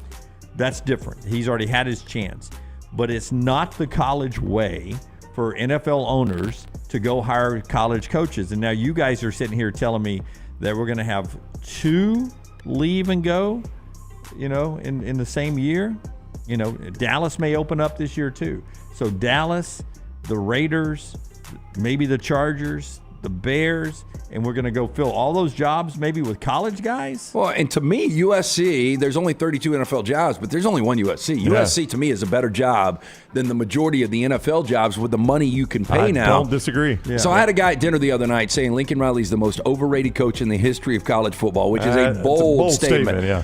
But I had to point out he's been to 2 college football playoffs. Okay, but tell me, what is the difference between him in the NFL and Cliff Kingsbury in the NFL? He'll have a better quarterback, potentially. Potentially, but he may not. He may not. That would be the difference. Potentially. Lincoln Riley is much better coach. He's a much better coach. He's never won anywhere. Okay, because he was at freaking Texas Tech. That's right. You put Cliff Sonny Dykes or Spike Dykes won there. Not to the level. Mike Leach won there. If Cliff Kingsbury was at Oklahoma, He'd be Lincoln Riley. Oh, He'd be Lincoln Riley with a better haircut. Kingsbury's he does have better hair. And you say that because of what Lincoln Riley is no better play caller than Cliff Kingsbury was. I don't know if I'll go that far. Neither one of them gave a damn about Cliff defense. Kingsbury had Patrick Mahomes and barely got bowl eligible. Lance is right about that. He did. He ran Kyler Murray into the ground. Yeah. Cliff Kingsbury, terrible coach. He's a good offensive coach. I'll give you that, but he's not as good as Lincoln Riley. And that's all Lincoln Riley is, a good offensive coach. He's second down. Okay, which double-digit favorite has a better chance of going down this weekend? Oklahoma at Kansas, Clemson at NC State. Is Jaden Daniels back? That's all I need to know. Jalen Daniels. Excuse me, Jalen Daniels. Is he back? Do you know? I don't think he is, but he's still questionable. Yeah, I'm going to go with the other one. Although Beam has played well for them. I think NC State has got a really good shot at Clemson. I think Clemson is completely lost, and now it's not as egregious as what Mario Cristobal did against Georgia Tech, not taking the knee, but throwing your quarterback under the bus is a terrible look. But, I mean, it's a bad look for the quarterback to do that, too, right? I agree. Maybe you just make him run bleachers or do up-downs or whatever you want to do to punish him. Have I missed it, though? Has Dabo taken any accountability? Has he said, look, I have sucked this year? No, in fact, his quarterback rolled out in front of the media and was like, I changed play. I was supposed to hand it off. I'm just talking about anything. This has been a disaster year. Yesterday he was bitching about being on the CW. Yeah, I mean, it's like he doesn't take accountability ever. It's always somebody else's fault. I would tell you that, in my opinion, NC State is always one of those schools that's a blind spot to you. On what you always project them in your mind better than they really are in reality. Whatever reality NC State is, you always have them up here a little bit. Maybe you say that. You say that about Utah, and I think I've been dead on with Utah. Oh, have you? Yeah. Have they held up a trophy anytime? Yeah, they won the Pac-12 last year. Pac-12. I mean, like a trophy we care about. One that will be in existence in 2024. How many people do? Do you not tend to forget? Yeah, there's one every year that do this. I mean, but NC State, if Devin Leary doesn't get hurt last year, it's a different season. Yeah, it is. He's healthy this year at Kentucky, isn't he? Yeah, but it's Kentucky. That's where quarterbacks go to die. Yeah, I don't think either one of those teams lose this weekend. It would be Kansas for me if Jalen was healthy, but he's not. Bobby says USC better than most NFL jobs. Maybe the silliest thing you guys have ever said. No, you're right. I mean, think about it. You're getting paid more. Half the NFL jobs you take, you're going to work there 2 years to get fired because you got a crappy quarterback. Yeah. I mean, Lincoln Riley can go 9-10 wins for 4 or 5 years, and they're not going to do anything. And make the same money that you make in the NFL. Yeah. I agree 100% with you on that. What was Lane Kiffin there at USC? Oh, look, Pat Hayden had some problems with Lane Kiffin off the field. He got beat by 70 points or something like that when he got fired. I don't think Lincoln's going to do that.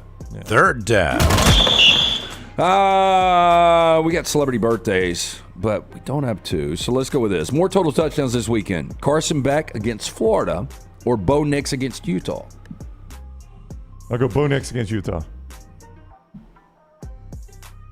I'll go Carson Beck against Florida. Okay, I mean, here's the deal. Oscar Delp equally as recruited as Brock Bowers. Now, is he as proven as Brock Bowers yet? No. But Oscar Delp is I think he was a 5-star or 4-star tight end who is about to get his chance to be the tight end. And you still have Dominic Lovick and Ra Thomas. You still have a running game. I don't see this Georgia-Florida game is going to be anything this weekend. The most through 6 games Utah's defense had given up was 14 points until they saw USC. And we're in Salt Lake for this game. And right? we're in Salt Lake. Yeah. That was in the Coliseum. USC had played the worst offensive game they could possibly play against Notre Dame. So you expected the Trojans' offense to be pretty good. By the way, the reigning Heisman Trophy winner threw for 0 touchdowns and less than 300 yards. I think Bo Nix he's going into a hornet's nest. Hornet's nest. I would say Carson Beck. I don't know what happens with Oregon, but I will say Carson Beck has more touchdowns this weekend. Florida's defense is number 21 in the country in the FBS, the pass defense. But they played Joe Milton. They played Devin Leary. Backup quarterback Utah. Yeah, backup quarterback in Utah. So they haven't faced a Carson Beck-like offense yet. Fourth down. Katy Perry lived quite the life. She's only 39. Hadn't even hit her 40s yet. Better career, ultimately, Katy Perry, Katie Couric. Oh, I'll go Katy Perry. I'll go Katie Couric. Well, she actually became a female that hosted the nightly news, right? The Today Show. Okay. I mean, she was well thought of there for a while. She wasn't the first one to do it, though. Yeah. I mean, she got booted quick because they gave her a ton of money. Katie Couric was the first ratings female sucked. I don't think so. to host a network nightly news. You're out of your mind. So the Today Show, obviously, the Steve Carroll character is based at Mount Laurel. Matt Lauer. Lauer, yeah. Out of sight, out of mind. The Jennifer Aniston character, is that Katie Couric? It's supposed to be Katie Couric. Okay. Exactly.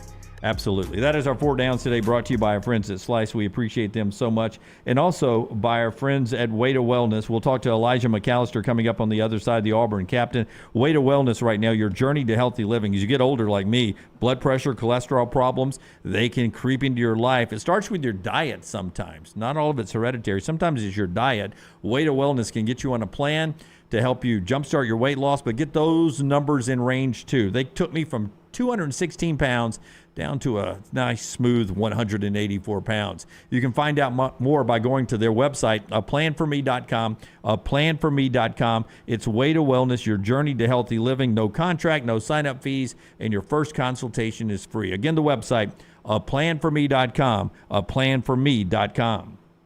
Everything Next Round is on demand now in the podcast section at nextroundlive.com.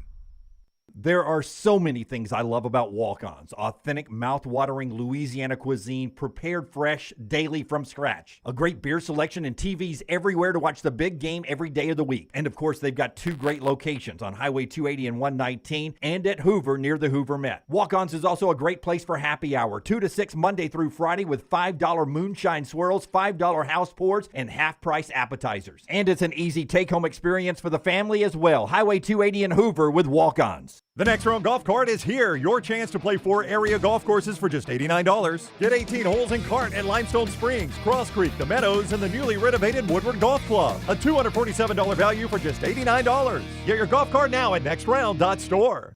It's college football time in Alabama. This is Congressman Robert Adderholt. I grew up an Alabama fan, Roll Tide, but my wife, Caroline, grew up an Auburn fan, War Eagle. But no matter who you pull for, whether it's the Lions of the University of North Alabama or the Gamecocks of Jacksonville State or any other school in between, I want to wish all the players, the coaches, and especially the fans another great college football season here in Alabama. I'm Robert Adderholt, and I approve this message. Paid for by Adderholt for Congress. As summer bids adieu, get ready to welcome the arrival of fall. But hey, it's not just football season making an entrance. In the world of pests, it's fall invader season. Hold on tight, because we got 4 major troublemakers stepping into the spotlight: box elder bugs, kudzu bugs, ladybugs, and stink bugs. These pests don't just knock, they barge in like they own the place. But fear not, dial up Wayne's Pest Control now, 865-588-6686, and show those fall invaders who's boss. Don't let pests crash your fall. Take charge today. Hey, there's nothing worse than waking up to a plumbing problem. Don't get caught in a flooded house. Call the guys at Hemphill Services. Adam, Chad, and the team at Hemphill are the only ones I trust to fix it and fix it right the first time. Hemphill Services does it right and always at a fair price. For all of your plumbing, cooling, and heating needs, trust the name that Birmingham has trusted since 1954. That is Hemphill Services. Call now, 205-229-2090. That's 205-229-2090. Football season is here, and Legacy Credit Card is just what you need to manage your spending safely and wisely. Credit cards offer better consumer protection against fraud when compared to a debit card, which is linked directly to your bank account. Legacy offers rates as low as 8.9% APR on credit cards compared to major card providers who advertise rates as high as 29% APR. Look no further than Legacy. Open a credit card online in minutes at legacycreditunion.com/join. APR's annual percentage rate, rates, and offers subject to change. See website for details. Federally insured by NCUA. Start your day online with our website, nextroundlive.com, the latest videos, podcasts, and college football stories. It's also a great way to stream the show or shop in the Next Round store. Stay connected by visiting nextroundlive.com. That's nextroundlive.com.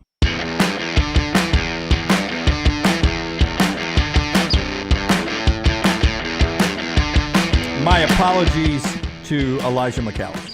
I run the show, Elijah.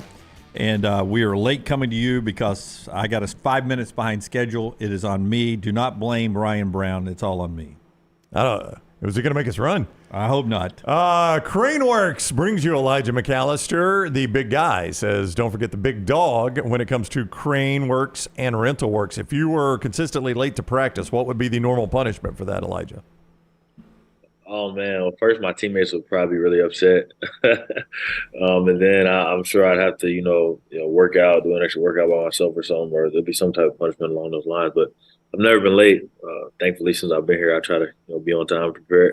we believe that. We heard Matt Rule, Nebraska's head coach, said he was told in practice that he works his guys the second hardest of any college coach they've seen. How hard are Hugh Freeze practices right now? Well, I think they've ramped up a bit. We're trying to get back to, who we are as a team and finding an identity through whether that's offense, defense, special teams. So I think, particularly yesterday, he emphasized us, really honing in on our skills and taking care of our craft so that we can be have a better product on the field. So I feel like they're really strenuous, particularly because our offense goes fast. And for a defensive guy, it's a lot of running. So. Back to the being on time thing. Have you ever been like somewhere on campus or, in the middle of doing something and then you realize like you may be running late, it's going to be close for you to get there on time? Has that ever happened, or do you plan it that far out in advance? I've had a couple. I think one, maybe it's not really on campus, but I was actually going home during a break in the summer, and I had to be back for workouts Monday morning. And my flight got delayed. I'm from New Jersey, so my flight got delayed, and there's no, obviously, way to get to Auburn, Alabama from New Jersey that quick. And I had to make a few calls, and I was super stressed out because I'm trying to figure out, man, how am I going to get on time and be on time for my team Monday morning? My flight was delayed. It was bad weather. Ended up, missing a Monday and just coming on Tuesday. But it was something that, like that happened. But on campus, nah. If I'm here, I'm going to be here on time. I usually plan it out pretty well. Do you have dreams sometimes that you're in the locker room still trying to where's my cleats and the game started and I'm not prepared, I need to get out there? Yeah, actually more often than not, honestly. Yeah. Elijah McAllister is with us on the JohnstonRVCenter.com hotline. He's presented each week by Craneworks. The big guy says, don't forget the big dog, Craneworks and Rental Works. As a team captain and a guy that's on defense, look, nobody I'm sure is more frustrated with the offensive struggles than the guy that play on that offense and the offensive coaches. But as a team captain, to what extent, if at all, do you kind of have to police some of the younger guys on your defense to not let the frustration spill over? Don't point fingers, things like that. Do you have to do that at all? Yeah, 100%. I mean, it's human nature to kind of watch the game, and as we continue to go out through the season and how we have been the past few games, just watching the game and seeing it for what it is. Our offense not playing to their standard, our defense, playing not up to our standard, but, better than some give us credit for. So I think, it's tough as humans. We just kind of naturally just like, man, like what's going on? It's easy to blame the other side of the ball. But again, as we talk about as a leader, as a captain, as a person who, wants to continue to improve as a team, that doesn't really help the offense. They know they're not playing well.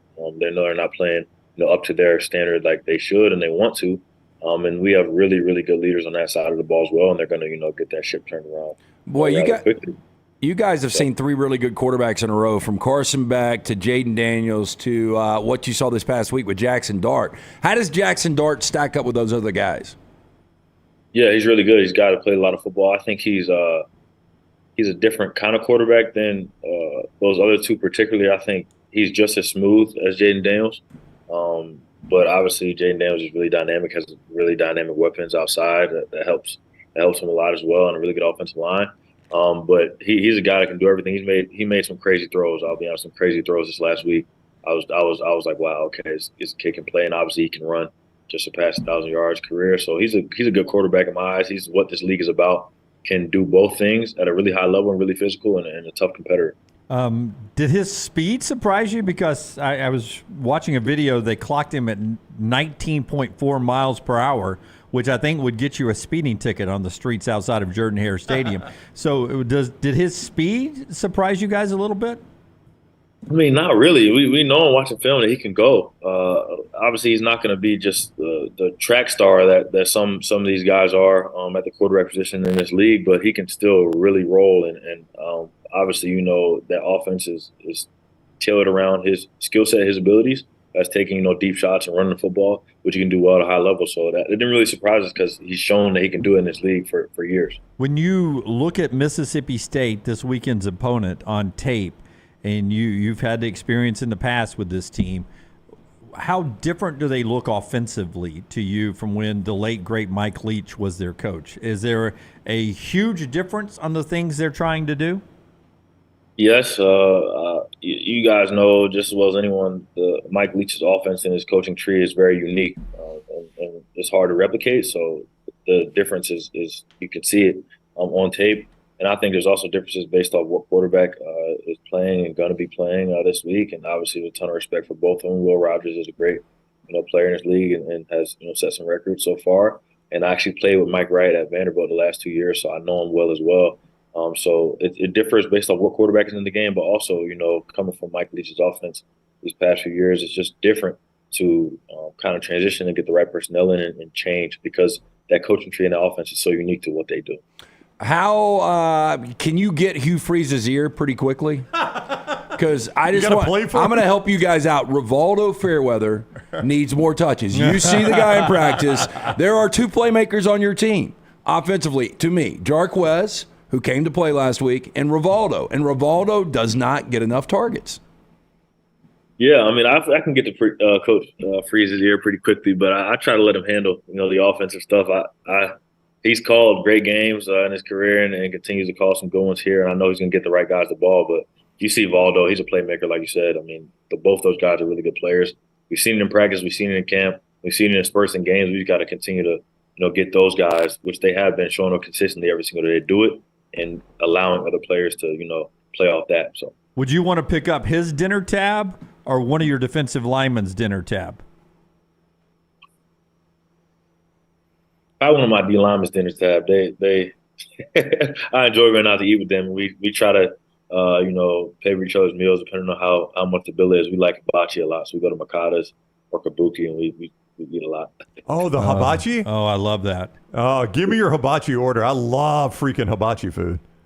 Oh, you got to go steak and shrimp. Yep. And then you have to get extra side order of noodles because I like noodles as well. So you got to get steak and shrimp, extra rice, and a side order of noodles. Can I? Oh, I'm sorry. You weren't done. Continue, please. Well, and then honestly, the big dilemma is, do you want vegetables or not? Yeah. The vegetables are good, but you want more rice and you want more noodles. So it's like, do you do the vegetables? Do you not? So that depends on the day. Do you like the salad, that miso salad? Yes. I love that. That dressing's so good. You cannot recreate that anywhere in the world. It's so hard, yeah. I don't know what kind of dressing that is, but it's amazing. I don't know what kind of dressing. You can buy it in a store, what they say is that same dressing. But it doesn't taste like it. It's ginger dressing. Yeah, but it's like it's watered down in there, and it just makes it better. I don't know, man. You cannot replicate it. Yeah. Dude, listen, you're a defensive guy. When they throw the shrimp at you, do you catch it every time? Or I guess if you did, you'd be on offense. He'd be a tight end. I'll probably be on offense. I don't know. I'll probably do it more often than not. Probably 7 out of 10. I'm good. 7 out of 10. Now, I'm sure every hibachi restaurant is different, but a little life hack here. If somebody in your party orders shrimp, they generally give everybody a couple, like they'll cook a bunch, give it to the person that orders it, and everybody else gets a couple. And I found like 2 shrimp is enough if I've got steak and chicken. I go steak and chicken. I don't go shrimp. I like the shrimp. Chicken. I like the shrimp like him, but if somebody else orders it, I know I'm probably going to get a couple, and that's enough for me. Yeah, I have a strong seafood rule that if I'm not at a restaurant I trust, I need to see the ocean before I order anything out of the ocean. And last time I was in Auburn, I can't see the ocean. I can't. You got to go to Tampa or something. Pensacola. I mean, of course now, he'll order a steak without being able to see a cow, but that does not stop him. I don't know why. Chances are good I drove past one. Yeah, it's okay. Yeah. That was not an Auburn joke. That was an overall joke. All right, he is Elijah McAllister, the Auburn team captain and linebacker. Elijah, thank you very much for the time. Good luck against State. We'll see you next week. Thank you. See you next week. All right, buddy. Take care. Elijah with us on the JohnstonRVCenter.com hotline. He and Tyler Booker join us every single week. Tyler on Mondays to recap the Alabama game. Elijah on Wednesdays. They both join us courtesy of Craneworks. Don't forget the big dog. The big guys say, look at the big dog for Craneworks and RentalWorks. I'm with you, Rusty. Anytime I eat the hibachi, I am miserable afterwards. Do you finish a plate? I do, yeah. Oh, yeah. So much He's food. right. You got to be really careful. Here's where you got to be careful on hibachi is the vegetables and the rice. Go light. That's why they give you a lot. They load you up on the rice, and you pour that yum yum sauce on it. The yum yum sauce is so good. And it is so easy just to destroy that rice. But, boy, that fills you up quick. I have no problem destroying the rice. I love it. It just fills you up quick. I actually would rather just have the salad and the rice with the yum yum sauce. That's all you want. Yeah, I know no meat, no meal for you, but right. I could take that. And I do like the noodles too. I'm okay with chicken fried rice, where you throw chicken chunks in the fried rice. I'm all right with that. Yeah, that is good. That's the meal. Back in the day when I would order it and try to eat like a Friends episode, when I try to eat shared out of the little cardboard boxes, chicken fried rice was always my. I'm surprised you like hibachi. Why? I don't go often. Well, he doesn't like a lot. I mean, when it comes to eating, and that's not like. Because, a lot of people crush buffets, but it's kind of like the sit-down version of a buffet. No, they're cooking in front of me. Nobody else is touching my food. I know, but, I mean, the quality of the food can't be that great. I eat some bad quality food as long as I don't think anybody else is also picking through it. We had this one creative guy. The chef was awesome. Like, he would just bang his everything, and then he made a heart out of the it was so cool. Like, out of the onion? Oh, I saw a volcano with the onion. You that in a train. You probably had the same guy. Yeah. Well, this guy's incredible. Yeah, he is. He was really into his job, too. He was Asian. Was your guy Asian? Yeah, I think so. He had a really big hat. Yep. He takes the spatula and goes ding, ding, ding, ding, ding, ding. And you could tell he was not tired of his job. He was really excited to be doing this. Did he have a little boy that pissed on you? Yeah. What? No, it's the little boy that they squirt the water. It's like a little boy pissing. No, I didn't have a boy piss on me. Okay. I did one. You ought to go to freaky stuff where Brown's going. That's how go. That's how they do hibachi in prison. Would you be surprised if there was one of these places called the Golden Shower? Taylor, who's in our command center, I did not know. We learned a new thing about Little T today. Hibachi is one of her favorite meals. Well, let's all go at lunch one day. We do. I mean, that's a big lunch. Let's do a dinner. Come on. A table we do for a dinner. 13 I don't one care. day. Yeah, one table day. for 13 Team one building day. exercise. That's Everybody right. go for hibachi. People with real names and just the one person with a number. We can all go one day. It'd be great. Way past the top of the hour here. Show being brought to you by our friends at Bromberg's LT. Since 1836, family owned and operated. Nothing like giving or getting that silver box from our friends at Bromberg's Jewelers. Holidays right around the corner. If you're thinking about popping that question, get in, see them today. Mountain Brook Summit. For more information, Brombergs.com. And also by our friends at Hemp Hill. LT told you earlier about the great value you get right now to get that system checked. What is it, $69? $69 for the month of October. You just got to mention next round. That's right. Just mention next round. $69 to get that heat checked and the cooling system checked before we get to the cold temperatures. $69 when you mention next round. Our friends at Hemp Hill since 1954. Call them up, 205-229-2090. 229-2090. Just look up Hemp Hill on your search engine there, but mention next round so you get that $69 deal. We're back in a moment on TNR. Spittin' Lugs with ESPN's Tom Luginbill and Lance Taylor weekly at Disrupt the Media on YouTube and wherever you get your podcasts. Man, I love a good meal. I'm Jim Dunaway. A good meal is what you get with my friend Sterling at Champy's Chicken on Highway 119 in Alabaster. We're talking great southern fried chicken, wonderful sides, hand-cut chicken fingers, po' boys, and those Mississippi Delta recipe tamales. You got a perfect menu for everybody. Champy's Chicken is perfect for watching the big game or taking a meal to the lake house, down to the coast, or stay in the restaurant and dine in a great atmosphere. It's all made fresh to order right there on 119 in Alabaster, Champy's Chicken. Remember the name Way to Wellness if you're battling weight loss in your life. I'm Jim Dunaway from the next round. There was a time I was over 216 pounds until Way to Wellness helped me lose 45 pounds, and now for over 2 years, they've helped me keep that weight off. Here's their website, aplanforme.com, aplanforme.com. That's a great name for a website because there's no cookie-cutter plan. Everything is designed specifically for you. No contract, no sign-up fees, and your first consultation is free at Way to Wellness. The Next Round Golf Cart is here. Your chance to play 4 area golf courses for just $89. Get 18 holes of golf and cart at Limestone Springs, Cross Creek, The Meadows, and the newly renovated Woodward Golf Club. That's a value of $247 for just $89. Or get the Next Round Deluxe Golf Cart for just $119. It gets you all 4 courses with cart, plus an exclusive Next Round Golf t-shirt, koozie, golf tees, and a sticker. There are no restrictions. The cart is good through September 2024. Get your golf cart now at nextround.store. Red Wing Shoes is pleased to announce the ultimate fit and comfort savings event during the month of October. Mention the next round and receive a special discount of up to $30 off. Visit your local Red Wing Shoe store in Pelham or Trussville to have your feet electronically measured. A certified fit specialist will then recommend the proper footwear and orthotic to ensure you receive a comfortable pair of boots or shoes. So be prepared as the fall weather begins to change. Enjoy a pair of classic Red Wing Pecos pull-ons, Heritage Iron Rangers, or Vask hiking boots from Red Wing. The wait is over. Tonali has arrived. Beautifully distinctive Italian styling and performance. Come test drive the all-new 2024 Alfa Romeo Tonali plug-in hybrid at Alfa Romeo of Birmingham. The all-new Tonali offers best-in-class horsepower and torque, fastest 0 to 60 times in its class, plus best-in-class range with full electric charge. And best of all, qualified Tonali leasees are eligible for up to $7,500 EV tax credit factored into your lease. Hurry down to Alfa Romeo of Birmingham and experience the all-new Tonali. Follow Next Round Live on Twitter, Instagram, Facebook, and YouTube. The social media team at Next Round Live will share the latest interviews and videos from UAB, Alabama, Auburn, and campuses all over the college landscape. You'll also get the latest highlights and news from the Next Round Live Daily Show. Jim, Lance, and Ryan will share their thoughts, and remember, you can always see the old shows on the Next Round Live YouTube channel. Subscribe, like, and don't forget to comment. Turn on the notifications so you don't miss a thing. It's Next Round Live on Twitter, Instagram, Facebook, and YouTube. Jim Dunaway, Lance Taylor, Ryan Brown, and Rockstar. Live from the Birmingham Racecourse Casino Studios, the Next Round, presented by Bud Light, is on now.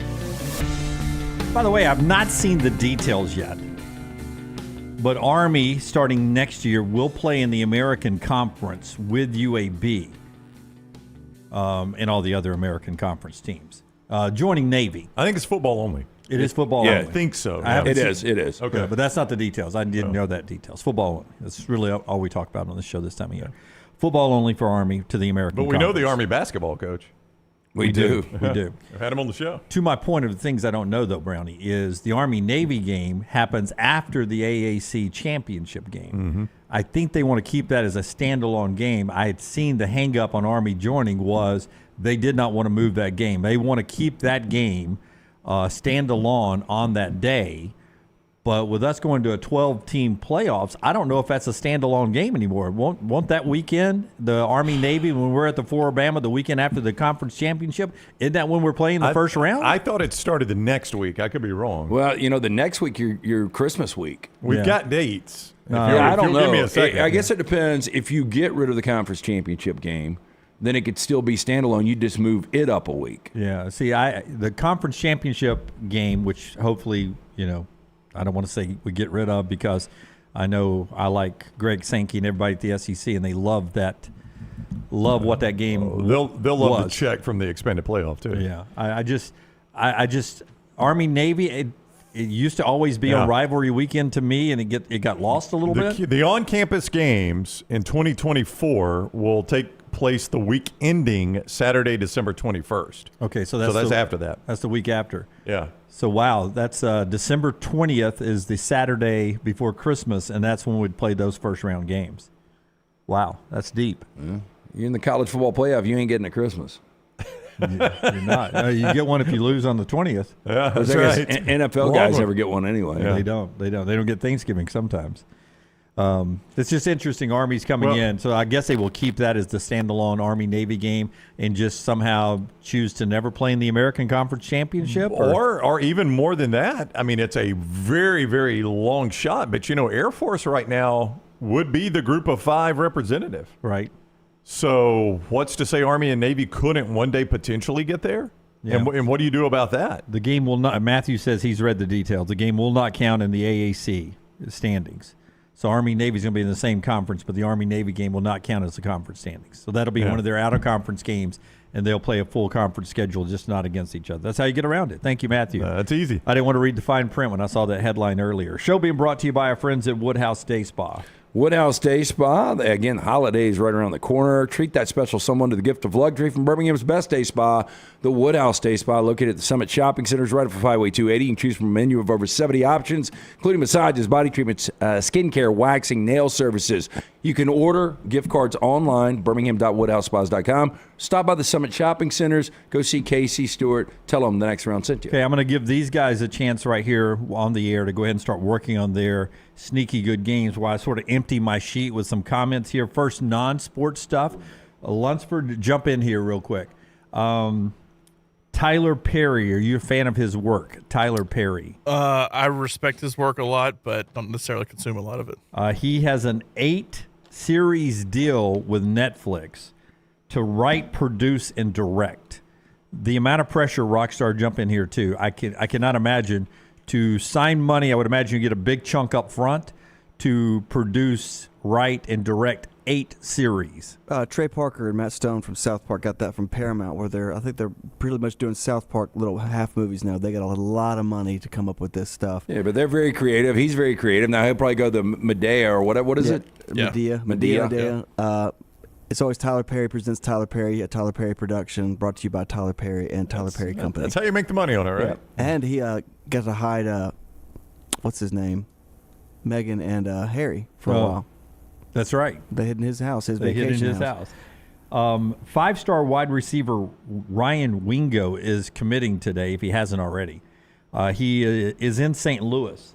If you don't think the world has changed. 5-star wide receiver Ryan Wingo in St. Louis is expected to pick Missouri today. Well, I mean, to Lance's point, Luther Burden is widely regarded as the best receiver in the conference and one of the best in the country. Yeah, outside of Marvin Harrison Jr., I think a lot of people would have him number 2. From the area. Missouri, Tennessee, A&M, Texas, Georgia, and Miami are his finalists.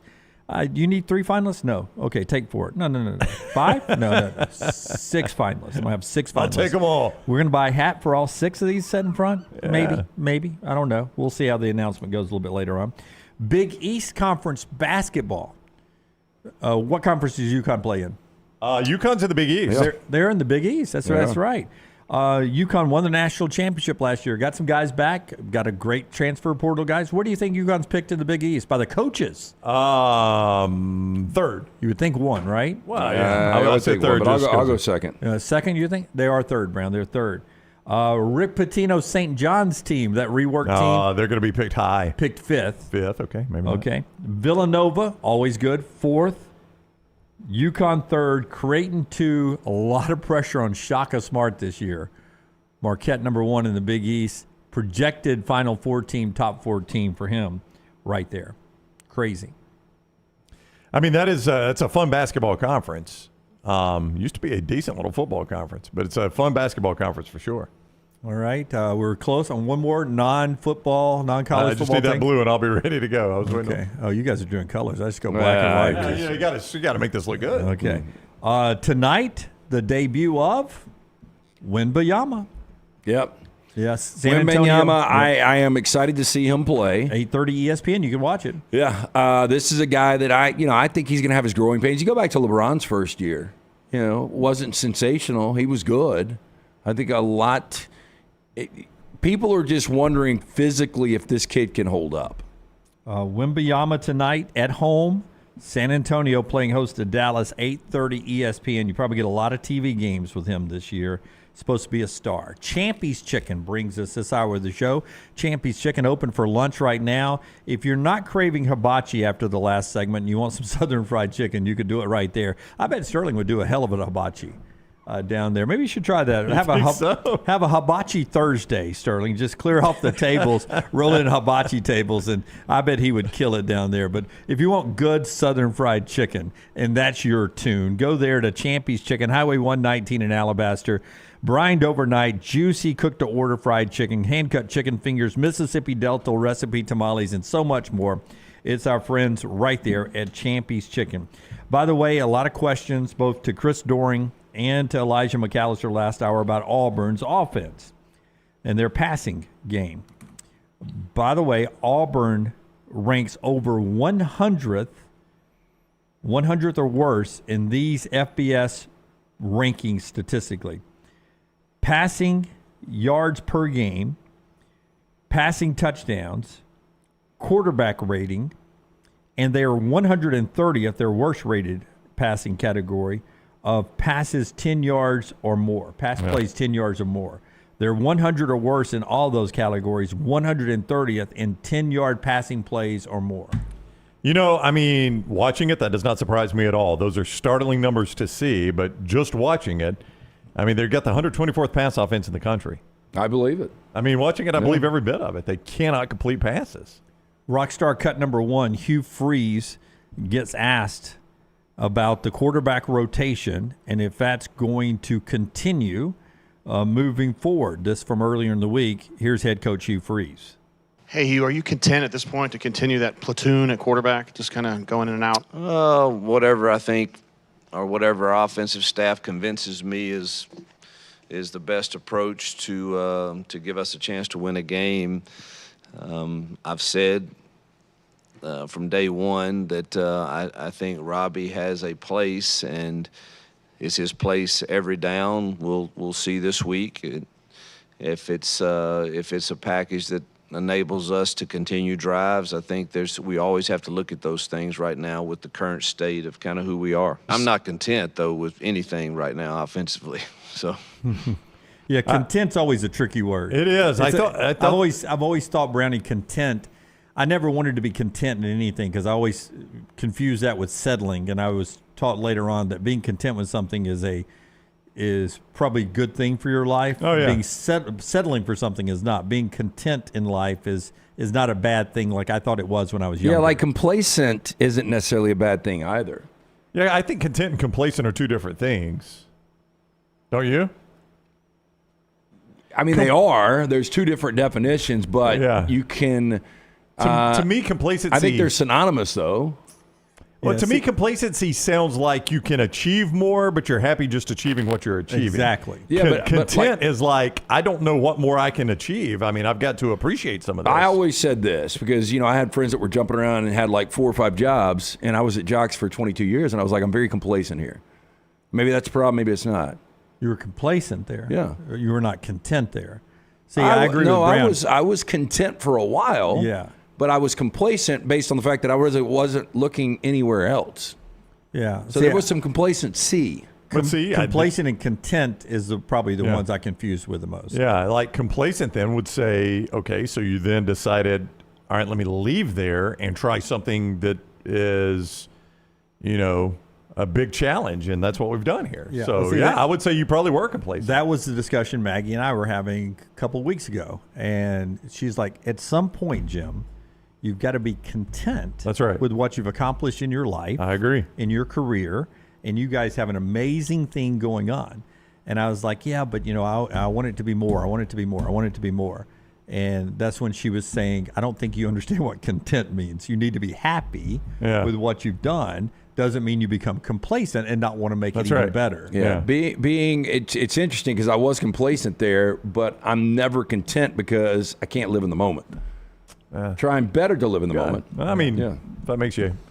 That's what Maggie was trying to explain to me as she was trying to push medication toward me. She's like, you need to try this. This will make you more content. I was like, no.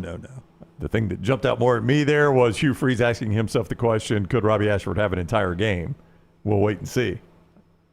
He brought that up himself. I thought that was going to be last week. He brought that up himself, though. If you know, could that mean giving Robbie the entire game? We'll wait and see. I know this. Hugh is not content with his quarterback situation. Can't be. He's content with his paycheck he's getting, though. Which can make you complacent. Let's do Sneaky Good Game. It's brought to you by Michelson Laser Vision today. Tell us about Michelson before he hits the big button. Yeah, 205-969-8100. Call that number. Ask for Amy. Tell her the next round sent you. They're going to hook you up with a hassle-free consultation. 0 to lose to find out if LASIK is right for you. I had the 2200 vision. I was legally blind without the aid of contacts. Now 2015 vision, 20 years later, better than 2020. Make the call that I made. Dr. Mark Michelson, Dr. Jen Michelson, best in the business. For more information, michelsonlaservision.com. The College Football Spotlight. This weekend's Sneaky Good Game. All right.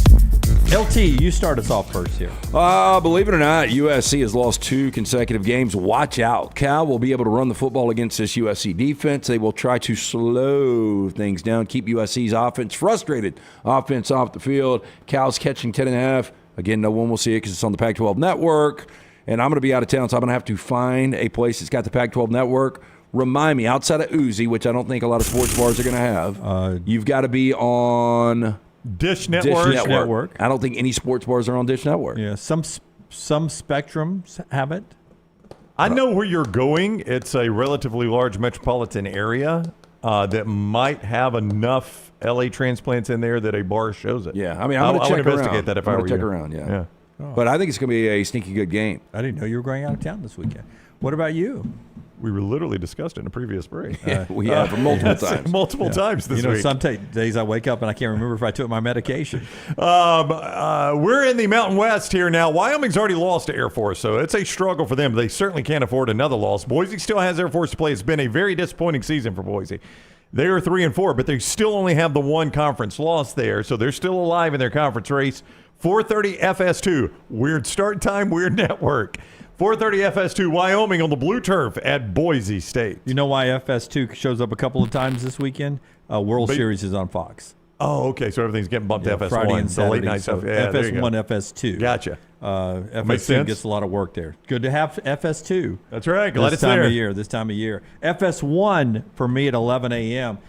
This is a good-looking game, man. And I think this will end up being the game that we decide whether or not it was a great year or just a good year or an average year for Neil Brown at West Virginia. But I don't think you can get a great year now. If you can go over on the road at UCF, if you don't think he ends up 8-4, that's not a great year? I mean, yeah, based on his expectation, that would be a great year. West Virginia at UCF, different football team with John Rice Plumlee. And he played last week, had a chance to beat Oklahoma on the road. 11 a.m., FS1. Throw a little Beavers and Cats in there too. Oregon State and Arizona, man. I don't think the Beavers survived the weekend. 9:30 on ESPN. Yeah. Main ESPN for that one. You know what they said? What's that, We Jim? don't have baseball. We're going to try to beat you at the late innings with a little Beaver Cat action. By the way, had Central Florida run a better 2-point play and won that game at Oklahoma, West Virginia would be the mortal lock of the century. Yeah, I would against agree. Gus. I don't know how good things. Yes. You've got them going 8-4. That's one more loss. There's a better chance that this team goes 4-8 than 8-4. I'm just saying 8-4 would be a great season. Yeah. That's still in play for them. So you said greatness was not in play for them. No, but I think more in play for them is 4-8. Them not winning another game than them going 8-4. Well, yeah. I mean, at that point, he's probably still fired. Yeah, Despite a good moment there. Sneaky Good Games brought to you by our friends at Michelson. When we come back, LT's got our trash today. Show being brought to you, as I told you, by our friends at Champy's, world famous fried chicken. Man, if you were there right now, you would go as a meal, the Mississippi Delta recipe tamales and slaw. Yep. That would be your meal. If we were there today, I feel like you're in a po' boy mood. Oh, I'd eat me a good old po' boy. Because we talk shrimp, you go shrimp po' boy right there. I don't have to see the ocean. 2 big breasts and a side's what I'd go with right there. I love the white meat right there at Champy's Chicken, Highway 119 in Alabaster. We're back in a moment. Follow Rockstar on Twitter at RockstarBHM. Stop by the New York Butcher Shop and pick up the finest in certified Angus prime beef steaks and burgers, premium pork chops, ribs, and all-natural chicken cut to order just for you. Their chef-prepared entrees and side dishes are the perfect dinner-to-go choice for your family and are ready to heat at home. With a great selection of fine wines and desserts, the New York Butcher Shop is your one-stop dinner shop. 2 locations to serve you, Cahaba Heights and on Highway 119 in Greystone. The New York Butcher Shop. Rare quality, well-done service.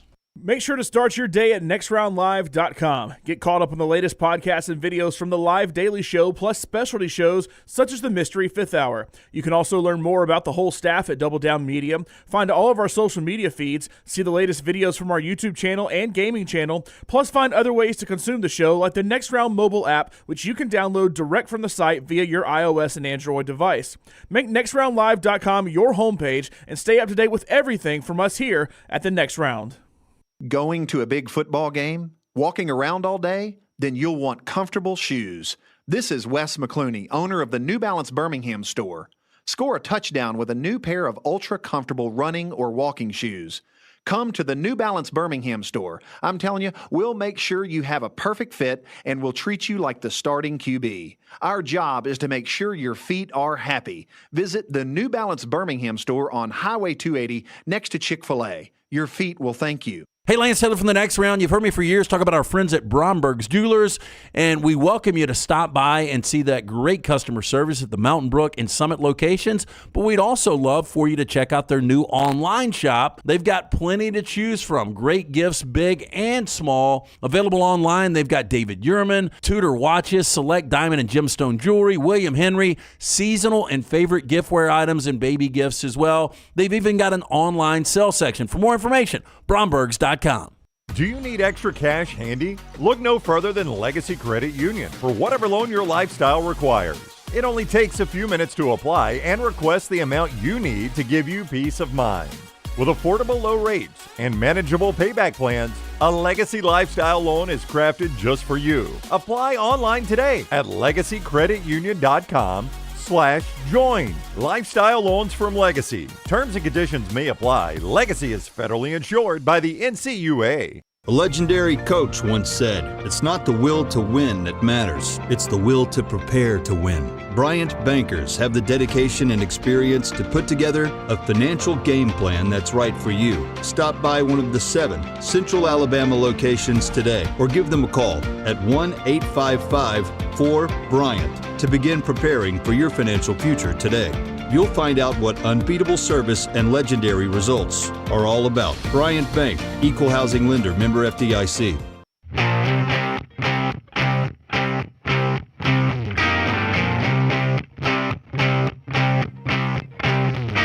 Now, we've talked so much food in this show today, and then LT had me excited for like this moment. I won't mention the name of the place yet, but he came in. You guys ready to eat ribs from blank? And I was like, oh my goodness, are they here? Thought somebody had gifted us ribs. And I was about. I told you guys working on it. I just finished my Cliff Bar too. I'm like, crap. Well, I didn't get your facial expression. I saw Brown's. Did I light up? Oh yeah. I was finishing my yogurt and almond butter blueberry bowl that I have, and last bite. You guys ready for ribs from blank? Unfortunately, my body, I think, has now been conditioned. Like, I'll eat a Cliff Bar and drink this Core Power, one of our Coca-Cola products here, and that almost gets me to dinner. Yeah, I love those Core Powers. These are so good. High-protein milkshake. Ribs. I eat I drink a cup of coffee at Forrester. Thank you, Forrester brought me today. I eat one of my Way to Wellness bars. I eat this protein bowl, and that gets me to the golf course. I mean, dinner. Ribs are one of those I would rather eat here, like internally. Because I'd like to have the floss ready to roll. I'd like to have some of the wipes ready to roll. Yeah. See, I'm unfortunately I have a funeral to go to today, hence the collared shirt. And I was thinking to myself, well, I'm going to do this. I'm going to eat the ribs, and shirt be damned, I'll have to get a different shirt if it goes bad there. So, hey, the show being brought to you right now by our friends at MyBookie. MyBookie AG. Is where you go. We got Jack State -8 tonight on the road at FIU. Brownie, I'm interested on this World Series coming up at MyBookie. If I wanted to put some money on Arizona to win the World Series, what's my odds? Well, you're getting a little back there, as Lance tells you. Jimmy D, Arizona plus 134, Texas minus 165. How big a favorite is that? I mean, it's a moderate favorite on every day. You know, if you've got you see that number a lot in baseball. Yeah. I thought the number would be about 150 to 160. The money will be all over the Rangers here. Yeah. People will continue to doubt the Diamondbacks. Game 1, Texas a minus 160, Arizona a plus 140, so basically identical to the overall odds. And the run total is at 8. So that's what you got there. MyBookie.ag, you can play those games. Bet anything, anytime, anywhere with MyBookie.ag. Code next round when you sign on there.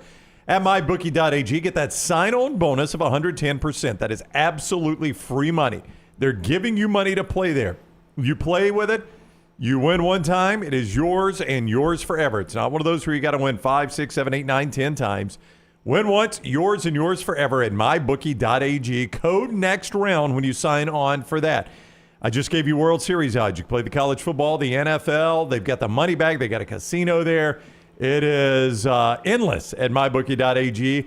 Bet anything, anytime, anywhere. MyBookie.ag, code next round. MyBookie.ag, code next round. Jim Irsay, the actual Colts owner, is the one that was reporting yesterday Anthony Richardson's surgery was a success to his AC joint. No surprises when they got in there. He's done for the season. He'll be back next year. It's you see the varying degrees of AC joint injuries we have, right? Robbie Ashford said he has an AC joint injury. He played through it last year for Auburn. AC joint injury for Quinn Ewers. He's out for a while. AC joint injury for Anthony Richardson. He's done for the year and had surgery and is preparing for next year. Yeah, it's unfortunate because he had actually gotten started, but they got a capable backup in Gardner Minshew, who played a lot in that loss to Cleveland. That was Cleveland, you got to give them credit for the way they won that game. That was not really on Minshew. Well, in Indianapolis, I thought the Rams got stuck on Sunday. Oh. The Colts. Hey, and Irsay that pass interference that, by the way, was a strip sack fumble. Game's over. Indianapolis wins the game.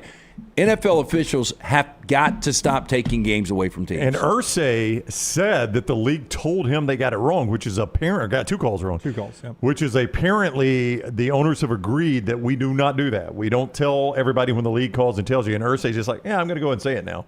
In a year where NFL officiating is getting highly criticized, Irsay poured fuel on the fire yesterday by saying, hey, the league told me they got 2 wrong. Kareem Jackson, who got suspended for 4 games, that has been reduced now to 2 games by the NFL, so he'll only miss 2 paychecks after his ejection this past weekend.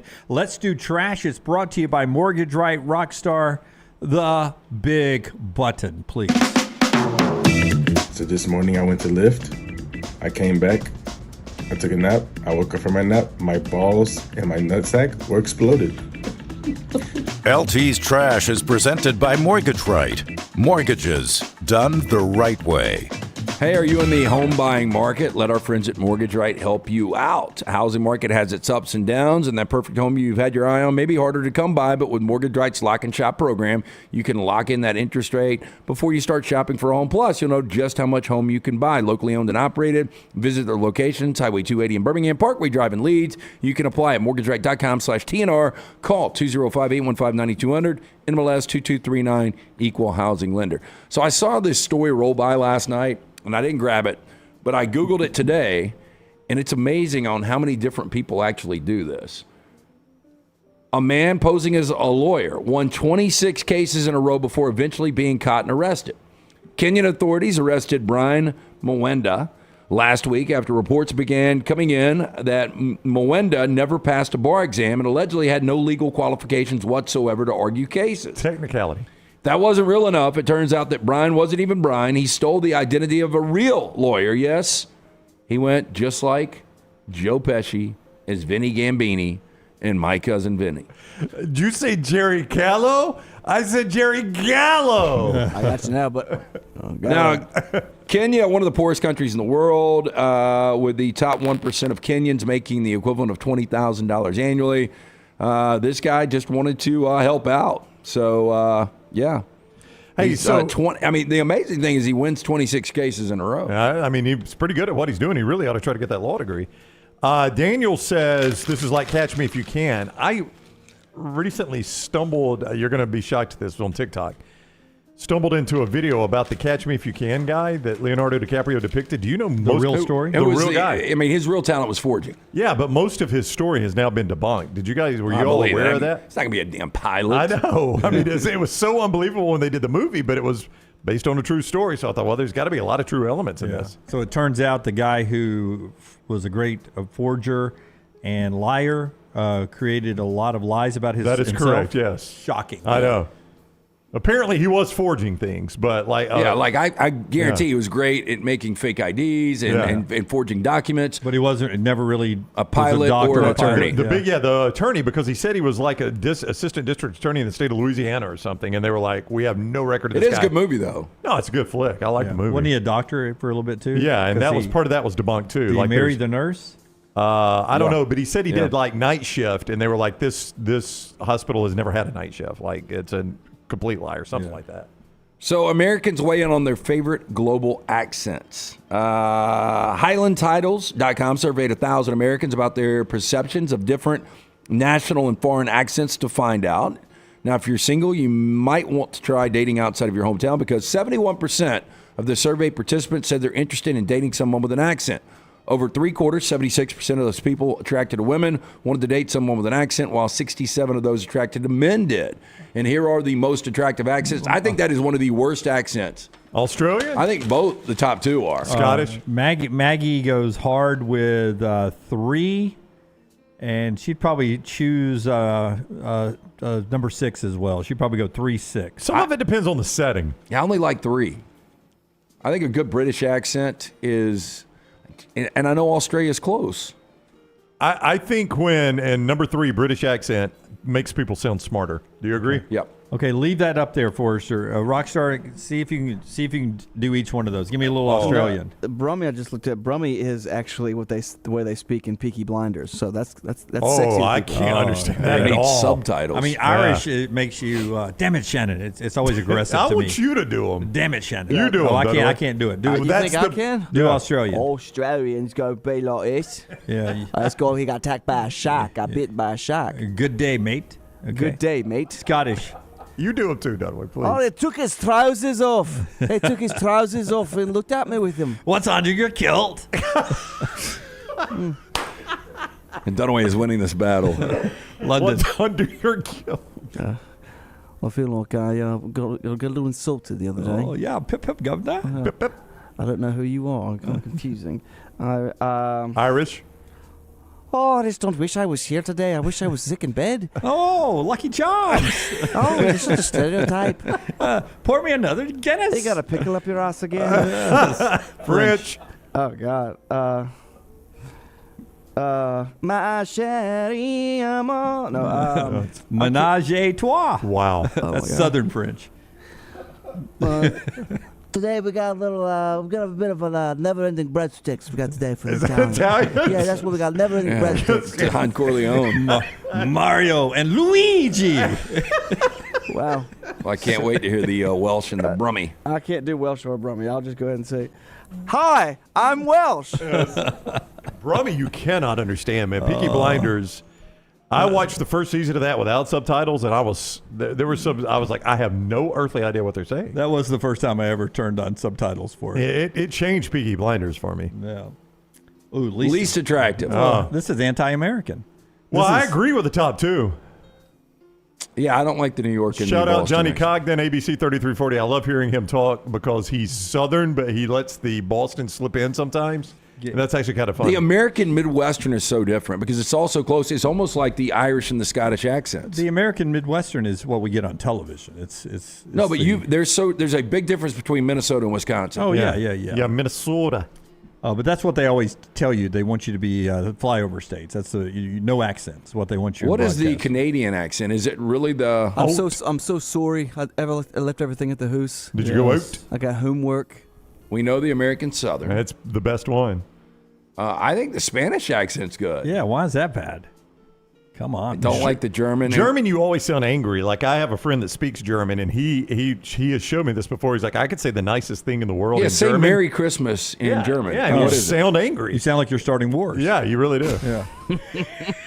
Well, I mean, Rockstar, That they was are a misunderstanding. Rockstar, twice. they are freaking the torch. Yeah. 2 for 2. Damn it.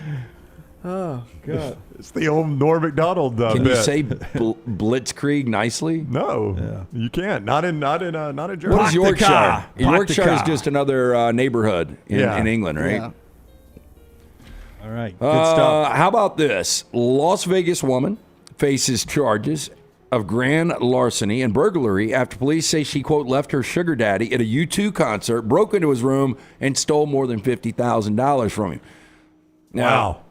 This is interesting how this went down. On Sunday, October 15th, police were called to Caesar's Palace. By the way, a little Brianna chicken fry in her there, a little bit.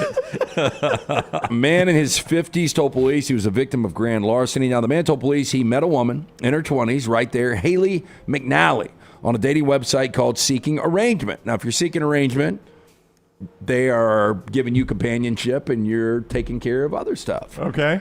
Now, 5 weeks prior. That is generally the definition of prostitution, is it not? And seeking arrangement. Yeah, okay. She's dyed her hair. Is that not her? Who, Brie Chicken Fry? Yeah. That doesn't look like the Brie chicken fried chick. She dyed her hair. Yeah. She went from blonde to that. Did you see how quick Dunaway found this on his phone? Man, you right are there? stalking that girl. You really are. I But mean, look. Okay, I mean, I see a little bit. She dyed her hair. That's her. She's With got no two makeup. breasts. Yeah, and dark hair. So, victim told police that he arranged for McNally to spend the weekend with him in Vegas. Victim told police that him and McNally, he paid her $2,500 for the weekend, claimed that sex was discussed but never happened. Two met at Caesar's Palace Friday, October 13th. Let's get back to it. Okay, we'll get back to it. Okay. Where the victim gave McNally the money. Two went to the pool, and then to dinner together, where the victim became intoxicated. After the pool, rookie move on the sugar daddy's part here. McNally asked if she could put her purse inside of his safe in the hotel room. Oh, you're kidding Victim gave McNally the code to the safe. She stored her purse there with his personal belongings, including $50,000 in cash, $7,000 worth of casino chips. The next night, October 14th, victim and his friends went to the U2 concert at the Sphere. While at the concert, McNally said she needed to go use the restroom. Bye-bye. Gone 15 minutes. Sends a text, doesn't respond. 50 minutes after she left, he calls Caesar's security, orders a lockdown on his room. When he gets back, everything gone. Yeah, we'll lock it down, but you don't even have sheets anymore, sir. I think we're seeing now why it was discussed. I'm sure the promise was, hey, after the concert. Yeah, keep him on the hook as long as you can, right? Made her run for it. Yep. It's the longest concert of my life. Yeah, I cannot wait for this concert. Boy, Damn she set this encore up. you're going to do, Bono. He's in the Sphere watching all that stuff go, oh. And I guarantee this was an inside job. Like, you can't roll the dice on an Uber or cab in Vegas with that traffic and everything. She had friends sitting on the curb waiting to take her to Caesars. Yeah. By the way, I'm only joking. No way that's Brianna chicken fry. I don't want. Oh, no. You just said it Yeah, looked you like don't her. wanna- Yeah, you just say it looked like. Downgrade your girl at all. Yeah. You showed that picture. That's Big her. image. You got to be related. Okay, federal authorities have released more details and unsealed charges in the theft of more than 2 million dimes earlier this year from a tractor trailer that had picked up the coins from the U.S. Mint in Philadelphia. So that's not like. Tell me this isn't an those are inside job. dimes. Man. Now, the truck driver was bound for Miami when he pulled into a parking lot to sleep. This doesn't sound shaky at all. During the night, thieves made off with a portion of its cargo, $750,000 in dimes, shipment weighing about 6 tons. Now, the Philadelphia Inquirer reports prosecutors contend that the theft, which they now say totaled $234,500 in stolen dimes, was part of a spree of robberies from tractor trailers throughout the region, where the thieves netted frozen crab legs, shrimp, meat, beer, liquor, and dimes. But do you know the pain in the butt converting those dimes into usable currency? Star, man. Yeah. I mean, you take a big trash can in there and dump Where'd it. you get those dimes? Don't worry about it. Don't you My ask. grandfather's Don't a you ask collector. any questions. It's already been done. Thousands of dimes were converted into cash at coin machines throughout Maryland and different Philadelphia banks. $1, $2. I know. The guy's just standing by him waiting. And Trent Dilfer, this close to making money off this story, could not get dropping dimes trademarked. It takes a lot of physicality to be able to load dimes, there's right? no doubt about it. Yeah, physicality. Here Physicalities. are shower thoughts for you guys. This first one is dead on. I have never thought the other way. People always assume a skeleton is a male. Well, yeah, it's got most of the male parts. And what's crazy, I had Wait, how do you figure? Well, because there's the tibia, yeah. No, I'm just saying there's only one ribs. It's got all the ribs. There's only one. Skull. There's only one significantly male part it's missing. If you're a female skeleton, you're missing multiple significantly female parts. Other than which is flesh. And a skeleton. Jim, do I need to draw the pictures? Yes, please. You have a board. I think the skeleton is the same on both. Still got my sneaky good game on it. No, I'm saying what is missing off the skeleton, off a male, is one part that makes it uniquely male. Off a female, there are multiple parts that make it uniquely female. The skeleton is missing less for a male. Jim, females have boobs, right? I mean, you're looking at me like you don't know female parts. You're married, Jim. You've got kids. But you a found all the skeleton is a parts. skeleton, but we all assume it's a male. There's no bones in my boobs. I get mine boneless. Yeah, the boobs are missing off a skeleton. Right? Oh, Right. yeah, but so is a penis and a vagina. Exactly. That's my point. The male skeleton is missing less significant parts. So that makes you assume that it's a male? Yeah, Forrester's right. Brown, just go ahead and draw it. Draw Well, a female skeleton. Dunaway's looking at me like he's never seen a female. I've just got a feeling that the female skeleton and the male skeleton are going to look identical. Yeah, I think Bobby's so, too. right. Female skeleton has wider hips. Them childbirth and hips. I mean, if we saw Charlie Weiss's skeleton to Kim Kardashian's, is there going to be much of a difference? Yeah. Okay, here's another shower thought. People singing happy birthday to you feels like a real-life, unskippable ad. Hate it. It's one of the most uncomfortable things. Well, you never have to do it. No, people singing to you? I know. I got a text that there's 3 birthdays coming up tonight. Be prepared. I'm kidding. I like your version of it when you do it that way. Sometimes we do it 6 times in a night. I've thought about this one a lot of times, and I can't figure it out. But this shower thought is so dead on. There exists a single most obvious invention, which we have yet to invent. You don't you see that, though, when you see something that was so obvious? Yep. If I had just thought that we needed that. But it really wasn't. Like Uber, billionaire. we danced around like Uber concepts 20 years ago. And I was like, man, cab's never going to go away. Yeah. It's just not. I mean, the cab's been around forever. When's the last time you've been in one? It's been a long time. Been a while. Like this shower thought, everybody likely has a murderer ancestor. I mean, at some point along the way, somebody in the family tree's killed somebody. Right. I mean, to get over here, Yep. a lot of the settlers had to kill people, right? I guess. And your indigenous background, you probably had some battles back and forth. Oh, my gosh. Just trying to keep you guys from taking more of my land. Well, no, they were all killing each other for land. If I get you the 23andMe, will you do it this Christmas? Is that my gift? Yes. It's a great gift. Well, it's better than I wasn't going to get you anything. Okay. Then I'll take it. I thought the company was going to pay for my 23andMe. It's literally like $100, I think, isn't it, Lance? How much is it? I don't remember. I got it gifted to me by my kids for Father's Day forever ago. I will accept your gift. Yes. Okay. Our final shower thought, finding out which berries are poisonous must have been one hell of a trial and error session for the early ancestors. Those look tasty. I love the green ones. God, look at Bill's face. Don't do the blue ones. Oh, no. His skeleton's looking different all of a sudden. He doesn't have I was boobs. talking to one of our employees, and they said their cousin basically dropped off the grid. And I was telling about the movie with Emil Hirsch, Into the Wild, which is based on a true story. He graduates college, goes to the Pacific Northwest, burns his cash, and lives off the land. And dummy eats the wrong berries. Yeah. Oh, that'll get you every time. That was Trash, brought to you by. You veteran looking for a VA loan? Mortgage Right has been advocating for veterans since their company began. As a veteran-owned, operated company committed to your well-being, they can help you find best terms available, guide you through every single step of the process. Visit their locations, Highway 280 in Birmingham, Parkway Drive in Leeds. You can apply, mortgageright.com/TNR. Call 205-815-9200, NMLS 2239, Equal Housing Limit. And by Greg from Pell City and Storm Restoration Roofing. Listen, if you haven't had that roof inspected in a few months, maybe it's time to get it inspected after the summer storms that can cause damage on your roof. Loosen a shingle, bend a shingle. That lets water get under the shingles into your roof, causing damage. Thousands of dollars worth of damage sometimes.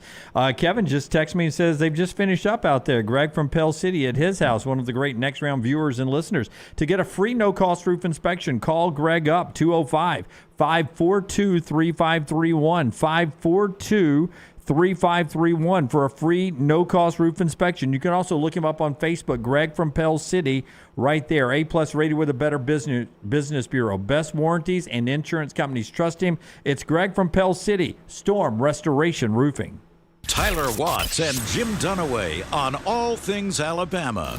Watch Talk of Champions at Roll Tide Pods on YouTube and wherever you get your podcasts. DryTech Water Restoration is a locally owned company that specializes in mold remediation, fire and water damage cleanup, and SteraMist services. DryTech's goal is to provide clients with expert guidance when dealing with any home disaster. DryTech's highly trained specialists are available 24 hours a day, 365 days a year. They will work closely with you and your insurance company to make sure the process is stress-free as possible. Call DryTech today, 205-637-0143. The moment you discover damage to your home, DryTech's team will handle the rest. Want more of the show? Download the app or visit nextroundlive.com for the latest podcast, The Mystery Fifth Hour, our Not For All Ages podcast, The Last Call, and the entire Double Down Media podcast family. All at nextroundlive.com and on the Next Round app. Football season is here, and Legacy Credit Card is just what you need to manage your spending safely and wisely. Credit cards offer better consumer protection against fraud when compared to a debit card,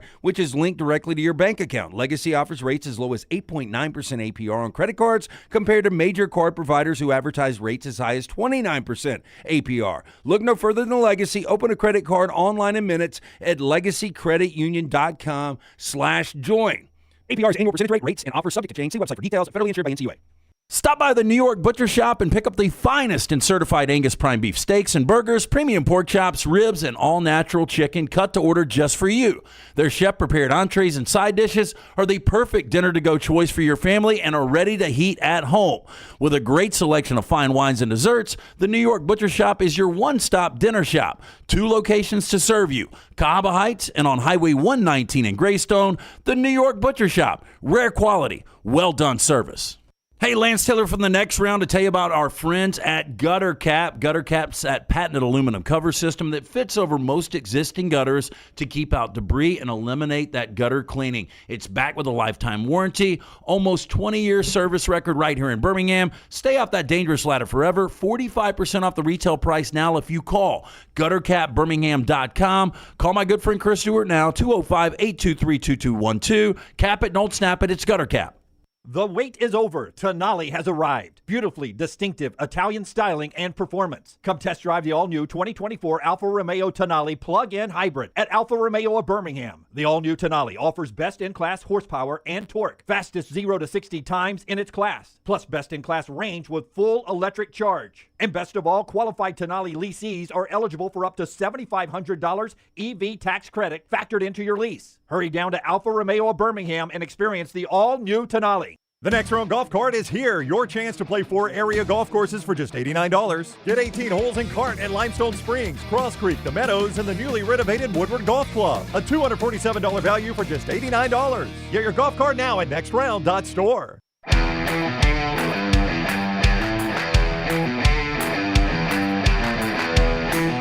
All right, final segment today.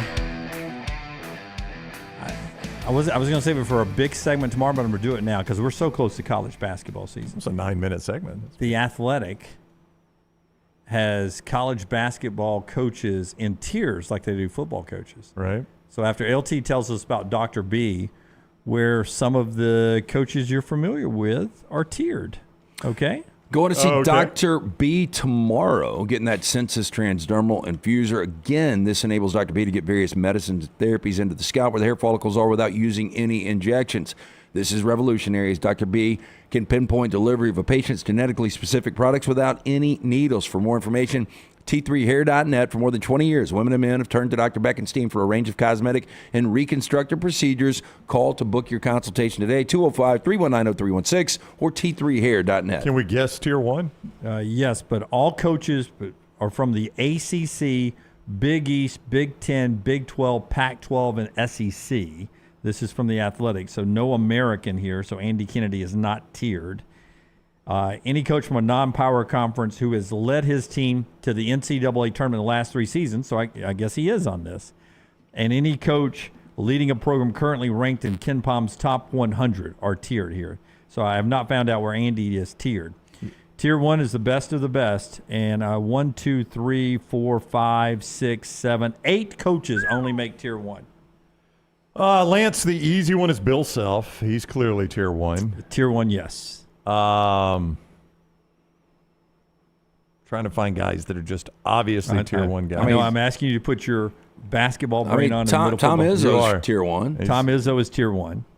I still think they would go John Calipari tier 1. Oh, yeah. That is the big headline, Brown. He's not? Tier 2. John Calipari is the only national championship winning coach that is slipped down to tier 2. Oh. I mean, a little disrespectful, but I don't know if I can argue. Where is Rick Barnes? Mark Few's got to be tier 1. Yeah. Okay. Yeah, Let me just tell you the tier 1. Other one I was going to guess was Kelvin Sampson. I'm interested to see if he's tier 1. Tier 1 with Houston. I think he deserves to be there. Kelvin Sampson has won everywhere he's been. Scott Drew should be tier 1. In no order, no particular order. In fact, I think it's alphabetical. Tony Bennett, Virginia. Yep, no Still problem. tier 1? Yeah, I mean, last he's couple taken years some been bad tricky. losses, but He's also won a national championship. Scott Drew, Baylor. Should be. Mark Few, Gonzaga. Yep. Dan Hurley, UConn. Any problem? I got no problem with that. Everywhere he's gone, he's won. Yeah, Rhode Island and UConn, they've all been good. Tom Izzo, Michigan State. Rick Pitino, St. John's. Yes, he's absolutely a tier. He's a tier 1 of all time. He's not just like tier 1 current. He's tier 1 all time coach. Kelvin Sampson of Houston and Bill Self of Kansas. That's all tier 1. Tier 2. Let me see how many guys we have a tier 2 here. 1, 2, 3, 4, 5, 6, 7, 8, 9, 10, 11, 12, 13. Only 14 tier 2. Do you find Bruce Pearl in this list on tier 2? First of all, John Calipari, who you said. Bruce Pearl on tier 2? I would put him on tier 2. Yes, Bruce Pearl is on Well, I mean, tier 2. you got to look at this. First of all, what he did at Tennessee. He had a lot of success at Tennessee. And to take Auburn, which has been a perennial awful program, to the Final Four and have them in contention for the SEC on a pretty regular basis, I don't know how you wouldn't put him tier 2. Rick Barnes, Tennessee, tier 2. I'm okay with that. Rick Barnes has won. He's nearing, if not already, top 10 wins all time. Now, I know he's been disappointing in the tournament, Lance. That's where you would ding him a little bit. One Final Four out of all of that. Yeah, I mean, the longevity's been incredible. And, those guys used to be judged on 20-plus win seasons, and he's got a ton. Yeah, a ton. Randy Bennett, St. Mary's. That's a tough job. And all he does is recruit internationally. Yeah, Dan Mullen, I guess. Tough job. It's pick to win the West Coast this year. John Calipari, Kentucky. By the way, St. Mary's, I'm just going to guess, has been in the NCAA tournament more over the last decade than Auburn or Alabama. Is that fair? Ed Cooley, Georgetown. Yeah. That's a guy that gets he was at Providence and just went to Georgetown. Ed Cooley gets a lot of praise from the Jeff Goodmans of the world, the basketball people. Yeah, sure does. Mark Cronin, Mick Cronin, UCLA. Yeah, I'll give him tier 2. Brian Dutcher, San Diego State. I mean, just took him to the Final Four. I know, but that's 1 year. But he's done a good job there. Yeah, I mean, they've been good. I mean, he only replaced Steve Fisher how long ago? Just a couple years, right? Just a couple years. Jim Larinaga, Miami. Yeah, good coach. Greg McDermott, Creighton. Good coach. Sean Miller, Xavier. I got no problem with any of these. Probably if he had not lost his job at Arizona, may have been tier 1. Maybe. For a minute, he was the best active coach that had yet been to a Final Four. Eric Musselman, Arkansas. I need to I think he's a good coach. Yep. But now you've got a primo job. Do something with it. From the M's. And they've been close, really close. From the M's, before you get to the P, Pearls, you come to the letter O. I am going to say Nate Oates is there. Nate Oates, Alabama, well, tier listen, 2. He's been a 1 seed. He's won 2 SEC championships and 2 tournaments. And he won at Buffalo. It's hard not to put him tier 2. Matt Painter, Purdue. Bruce Pearl, Auburn. Shaka Smart, Marquette. Shaka was near tier 1 for a little bit. Yeah, but he just did. Yeah, the Texas experiment was not good. Tier 3, Dana Altman is at tier 3. I think Dana Altman's a better coach than that. I might have him tier 2. Chris Beard. Oh, are you tier serious? 3. Yes. Don't you think that's a huge oversight, Chris Beard? I mean, he Chris freaking Beard took Texas Tech to the national championship game. Never has a domestic dispute. Texas last year could have been a Final Four team. Yeah. And I think he's tier 1. He's definitely tier 2. I think this is off-court stuff. That's off-court stuff. I'm picking and choosing now because there's so many of the rest of basketball. Hubert Davis. I mean, he's North taken Carolina. a team to the Final Four, but that was a championship game. But boy, Carolina fans were very critical middle of the season. They went on one of those magical runs. I think it's better odds you find that's an outlier. I would agree. When he's done. Jamie Dixon, TCU. He used to be a tier 1 guy or close to it. Andy Enfield, USC is down there. Dusty May is tier 3. Fran McCaffrey, Iowa, tier 3. I bet that went over well in the McCaffrey household this morning. Where's our man Andy Kennedy? I've not got to him yet. You think Fran threw something against the wall when you're at it? Buzz Williams, Kevin Willard, they're tier 3 down there. Is there a tier 4? They didn't rank it. Tier 4. Come on, don't leave out AK. Come on. Don't leave out AK. He's been to the tournament. Are you kidding me? Andy Kennedy, tier 4? What a bull crap list that is at The Athletic today. I'm glad you brought it up. Yeah. I did that without checking to see where AK was. He's tier 1 in our book. He's we tier love 1 AK. in our book. Come on, The Athletic. Who's Dana O'Neill? Male or female? Dana O'Neill. That's a female. She helped write this story. Dana O'Neill, and Brendan somebody. Boo. All right, that's our show today. We are back with you again tomorrow at 9 a.m. Central Time. Overtime today, Brownie. It is going to be ball. We had a fun talk with Tom Luginbill about college football yesterday. Ball is next. If you love a little Luginbill, you get that coming up next. Don't have to change anything, but we do ask you, give us a thumbs up, like, and subscribe. And when you get a second, go over to Disrupt the Media as well on YouTube. Like and subscribe there. Until next time, God bless you and God bless America.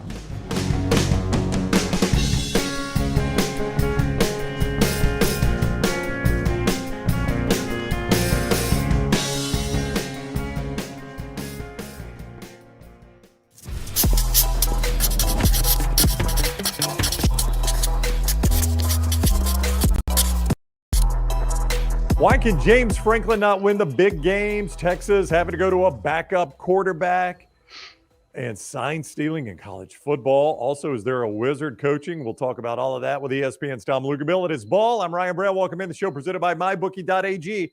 Code next round when you sign on at MyBookie.ag. Get that sign-on bonus of 110% free money from our friends at MyBookie.ag. What is up, Luke? How are you? Hey, buddy. I'm doing good, man. I'm ready to roll. I hear you. Let's start with Ohio State, Penn State. It is an unfortunate trend for James Franklin.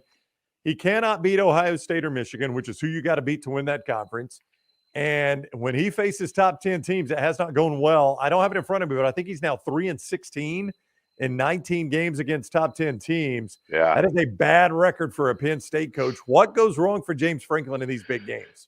Yeah, and 1-9 against Ohio State. Yeah. It's interesting. It's difficult to put your finger on why this happens. And I say that because on our Sunday SiriusXM show, myself and Barrett Sallee, for a number of years, we literally used to devote a segment to our show on Jim Harbaugh for this exact same reason. Yeah. For whatever reason, they could not beat teams in the top 10. They could not beat Ohio State. Everything was a struggle when there was a lot of hype around a big game, and they would come out on the losing end. They would disappoint. And then all of a sudden it took one time and everything else changed. And I don't know what it is. I don't know if it's coaching, if it's player preparation, if it's a lack of focus, if it's just downright bad luck. What exactly is it? I think if they knew what it was, they'd correct it. They'd correct it. They would fix it. This was the one football team, talent-wise, that was probably the best opportunity for Penn State to beat Ohio State and for Penn State to potentially try and take on Michigan, who they get at home. But for some reason, they fall flat, and I don't get it because and listen, this isn't a pretty football game. We were on with Oklahoma and UCF, which was a fantastic game. We're on in the same window. So I go back and I watch that thing, and it wasn't as if, Ohio State just wowed. The difference was Ohio State had a guy wearing number 18 and Penn State didn't. Yeah. And I think the other thing that stood out to me was offensively, Penn State looked like they were confused. They looked overwhelmed. The wide receivers could not create separation. There were no windows to throw the football into, and it really affected Drew Aller. And as talented as Drew Aller is, he hadn't been challenged like that, which is kind of head-scratching because they beat Iowa 31-0, and Iowa has got dudes on defense. So it was one of those scenarios where it's like every single time the moment comes, and we consider he's the head coach. James Franklin is the head coach, and it falls on him. But it also falls on the players too. Why are you not performing to your best level in the game that you shouldn't have any trouble getting hyped for? You shouldn't have any trouble getting excited to play. Huge window, conference title implications. Like everything's out there for you to go out and kick ass, and they just fall short.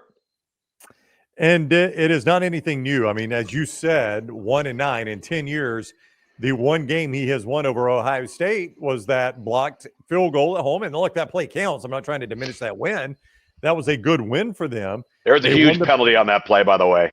A huge penalty. Penn State tugged the block. He tugged the one blocker so that they get a free rusher, and it wasn't called. I'll never forget that play. Yeah, but I mean, they end up winning the Big Ten championship, and that is the one year where he's actually beaten some big teams. Now, he's been he won the Rose Bowl last year, so he's been a consistent winning coach. They just can't win the big games. Drew Aller throws 42 times in that game. And I know that was not the game plan. You were kind of forced. Your hand was a little bit Yeah. forced. A lot of those came on that late game scoring drive. But still, there's not a scenario where you want Drew Aller throwing 42 times in a big game like that. Well, no, and they had to anticipate from an offensive game plan that, listen, I'm Mike Yurcik. I'm James Franklin. Ohio State is not going to let Nick Singleton and Katron Allen beat us. So they're going to load the box. They're going to give us one-on-one opportunities, and we got to win on the outside. And they couldn't. I mean, they're 1 for 16 on third down. If you're 1 for 16 on third down at home, you're probably not winning, let alone on the road. And there were just nowhere to go with the ball. Pressure was left and right. I thought, for a young player, which you can expect some of this, when the walls started closing in, Drew Aller's eyes started coming down, right? And now all of a sudden you're not, standing there, deliver the ball. And that's a maturation process for a young quarterback. And, I did get the feeling to some degree, and I think he's going to be a really good player. He's got pro level type of talent, but it was a little bit too big. I kind of got that sense that moment at that time, given the games leading up to it, it was a little too big. And that's not to say that he's not going to be a great player, that other moments like that won't come along and he'll play fantastic. He's young. He's a redshirt freshman. So we'll see what happens going forward. But it's, again, the similarities to the early tenure of Jim Harbaugh at Michigan are so unique and eerily similar. By the way, I think I counted 15 possessions, 5 3 and outs. So not only that third down number, which that number will contribute to 3 and outs, obviously. Sure. But I mean, a third of your possessions are 3 and outs against a team like Ohio State. You're starting in a hole that way.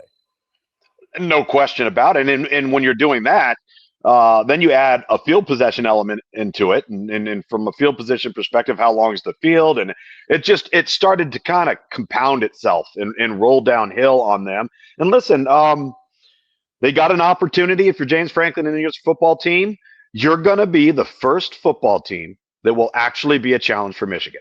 Yeah. Now, are you going to be that challenge? Talent-wise, you should be. See what happens. Come up big and play well at home. The interesting thing is, and I'd have to go back and look at the exact numbers, my guess would be in his time at Penn State, James Franklin probably makes, if you had a 12-team playoff, 3 or 4 of those playoffs. Sure he does. I mean, in the future moving forward, he's going to be one of those coaches who's going to have his program in playoff contention. Can they ever win a Big Ten championship? I don't know. He can't get past Ohio State and Michigan. Now you're about to add USC and UCLA and Oregon and Washington. More teams you got to get past. So I don't know how that goes, but I do think he can be in the playoffs a decent amount. He should be. And given the fact that you, again, don't have to win the conference, what if you're hot at the end of the year and you get the right seeding and you catch the right opponent? Next thing you know, you get hot during the 12-team playoff and you're an entirely different team whenever that game is being played or those games are being played than you were prior to championship weekend. That can happen easily. Yeah. The playoff will change everything for a lot of teams. There'll be a lot of teams that might – not be a contender for their conference, or they may not be able to get over that conference championship hump ever, but this would get them in the playoffs. Yeah. All right. Ball with ESPN's Tom Luginbill is presented by MyBookie.ag. Code next round when you sign on to MyBookie.ag. Get that sign-on bonus of 110%. That is free money. Bet anything, anytime, anywhere with MyBookie.ag. You use that sign-on deposit one time, you win with it. It's yours forever. Not one of those you got to win 5 or 6 times. You win once. It is yours forever. MyBookie.ag. Code next round. MyBookie.ag, code next round. Also, Manscaped.com, Brown20. Brown20 is going to be your code right here on Ball to get 20% off your first order there at Manscaped.com. They've got the lawnmower. They've got that beard hedger that I like to use. They've got the handyman you can take on the road, the weed whacker that takes care of the nose hair and the ear hair. You don't want to look like an old man with all that hair growing out everywhere. The lawnmower. Let's go. The lawnmower. That takes care of the unmentionables there, Luginbill. So body grooming and the down low right there with the lawnmower. That beard hedger is fantastic for those of us that turn the beard down. Yes. There we go. Body care kit with the hygiene and all of that right there at Manscaped.com. They've got boxers. Manscaped.com, Brown20 to get 20% off your first order. Brown20 at Manscaped.com. Great products there. All right, you're headed to Texas BYU there in Austin. Your second trip to Austin this year. But this time you will not watch Quinn Ewers. The AC joint injury has him out for a period of time. So now Texas goes to Malik Murphy. Now, Luke's, he came in and he played for basically the fourth quarter. They didn't ask him to do much in a tight game against Houston. I think only 2 pass attempts. But this is a guy, when I saw a lot of people around Texas, when the Arch Manning talk was heating up, they're like, not only will Arch Manning maybe not beat out Quinn Ewers, it's no guarantee he beats out Malik Murphy. They were very high on this guy in the preseason. Well, they were. And first thing that we need to say about this young man is he didn't jump in the portal. He didn't walk away. He didn't quit. He wasn't afraid of competition. He wasn't afraid to battle. And he deserves to be commended for that, respected for that. I admire him for it. And now he's going to have an opportunity to prove his worth depending upon not only his performance, but how long Quinn Ewers could be out for, which is an undisclosed amount of time as of right now. But when you have a second-degree AC joint sprain on the throwing shoulder, that's an entirely different animal than having it over here. So, it's interesting because I go back to our player evaluation of him in high school, just to give you some background. This was a kid out of a very prominent high school in Southern California. And prior to Sark's arrival, and right as Sark was actually arriving, they kind of targeted this guy. This was the guy that they really wanted to get. And I really liked this player, Malik Murphy, after his sophomore year. I'm like, wow, this is a big, long kid, strong arm, makes a lot of plays.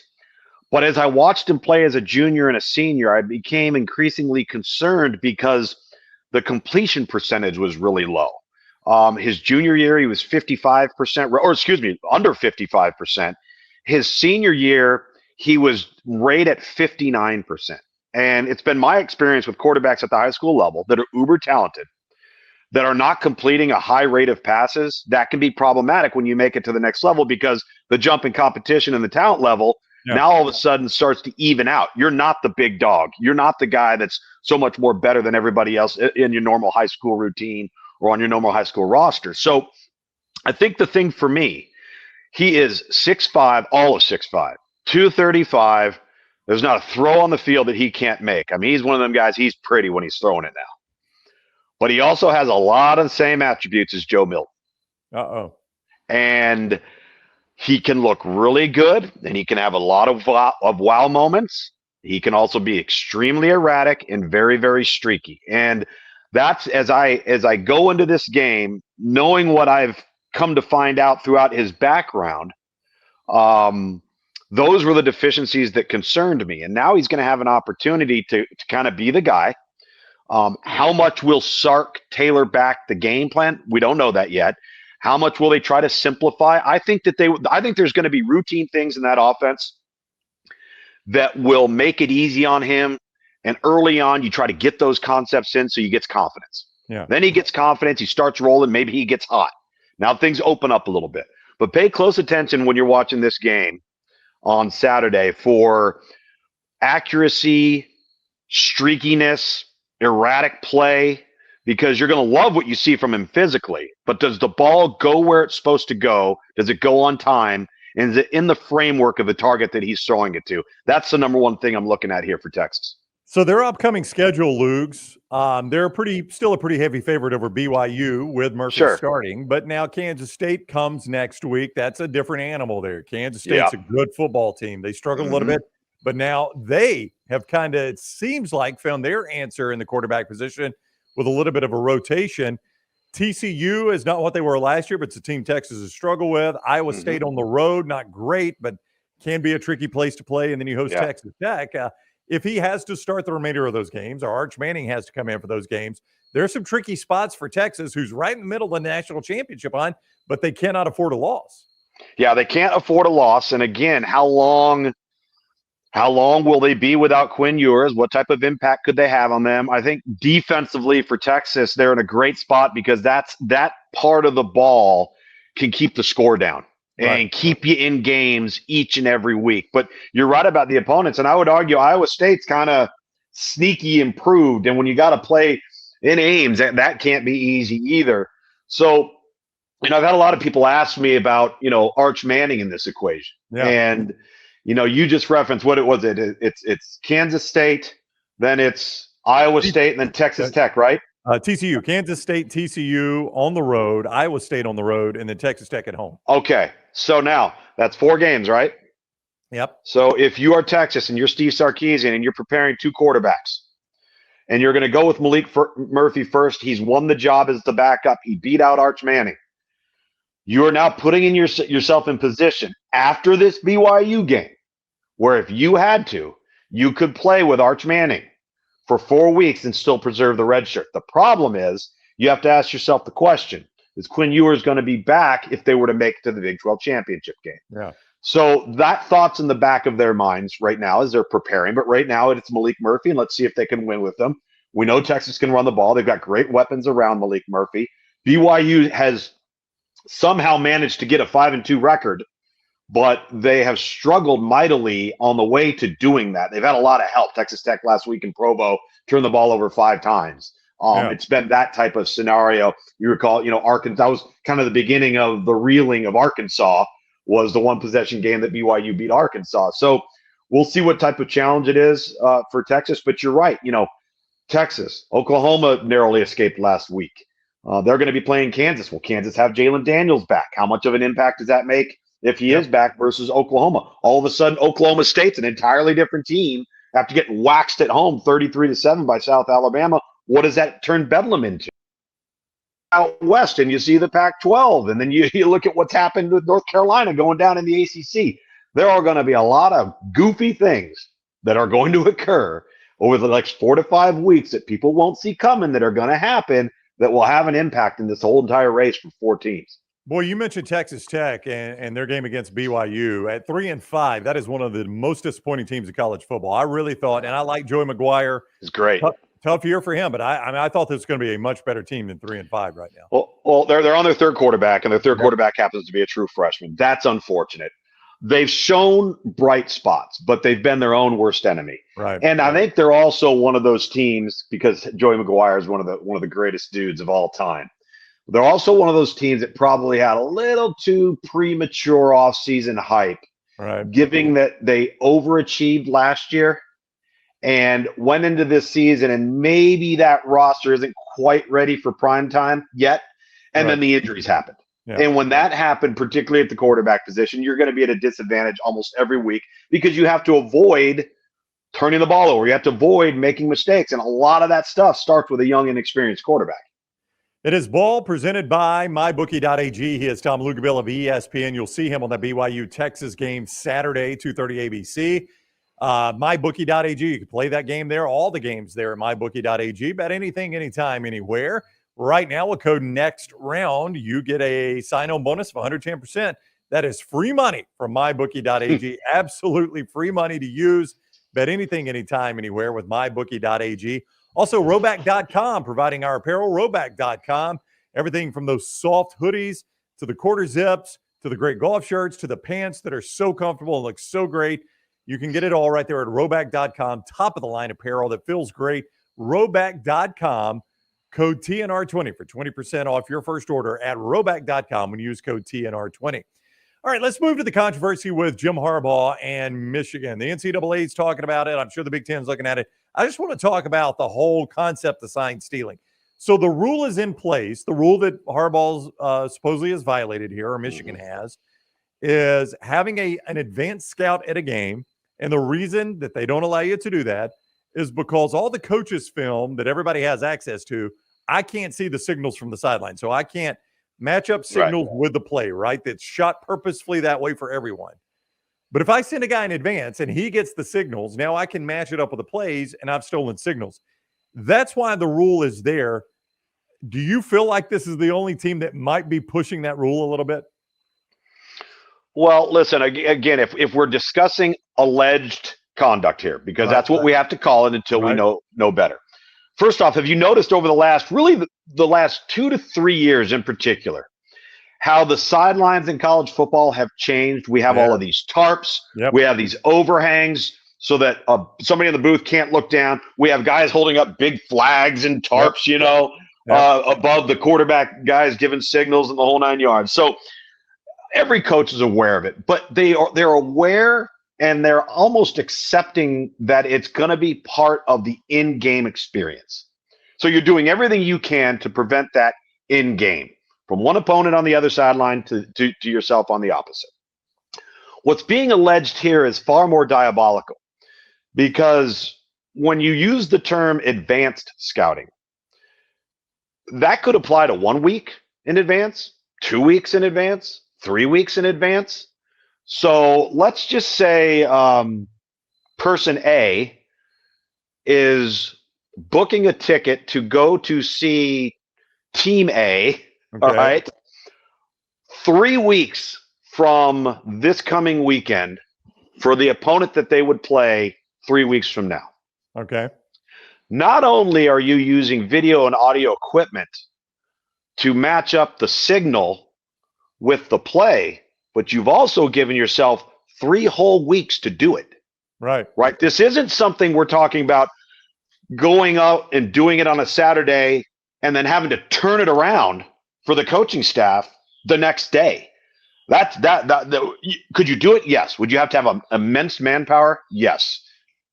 But when you're talking about doing it in weeks that are far beyond the next opponent, that's where it gets to the point where I think it's really out of line, because now you are essentially so far ahead of the game that every single call that they may come up with, you could literally line up the perfect defense to defend it, and you had it all in the bag for 2 to 3 weeks. Yeah.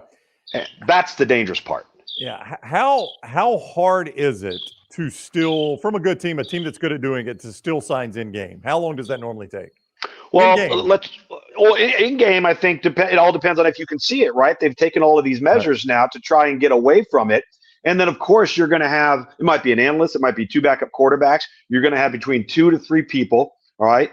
2 of the 3 are going to be a dummy call. Maybe you'll have 4 people. 3 of the 4 are going to be a dummy call. 1's the legitimate call. So in order to do this, you'd have to dissect every one of those guys and then decipher through, once they run that play again, figuring out what that signal was between those 3 or 4 players or 3 or 4 people on the sideline doing it. In game, I think that's really, really difficult to do. I really do. Can it be done? Yeah. I mean, if you had somebody just completely devoted to sitting there with their binoculars and watching the other sideline, and you got a certain feel for hand motions and ways, and maybe it was a snap count signal, maybe it was a motion signal, maybe it was a personnel signal, because that's the other thing. If you get the personnel signals, you can always try to make sure you at least have the right personnel on the field. That would probably be the easiest thing to decipher early on. So a program, let's take a program with a big staff at Alabama, Georgia, Michigan, Ohio State, Florida, LSU, that have all these massive staffs. How often are they changing their signals? Are they changing it on a game-to-game, couple games at a time? Are they changing it all season? I would not say that they'd necessarily be changing it. It's been my experience as a player and a coach in a no-huddle system where you have multiple signals for the same play. Okay. So, for example, your inside zone, the signal coming from the sideline might be 3 different signals. They all mean the same thing to the quarterback and to the players. And then what the quarterback's barking out could be 3 different things. So I'll give a prime example of an offense that I had played in years and years ago. Our inside zone was any boy's name, and our inside zone to the left was any girl's name. Okay.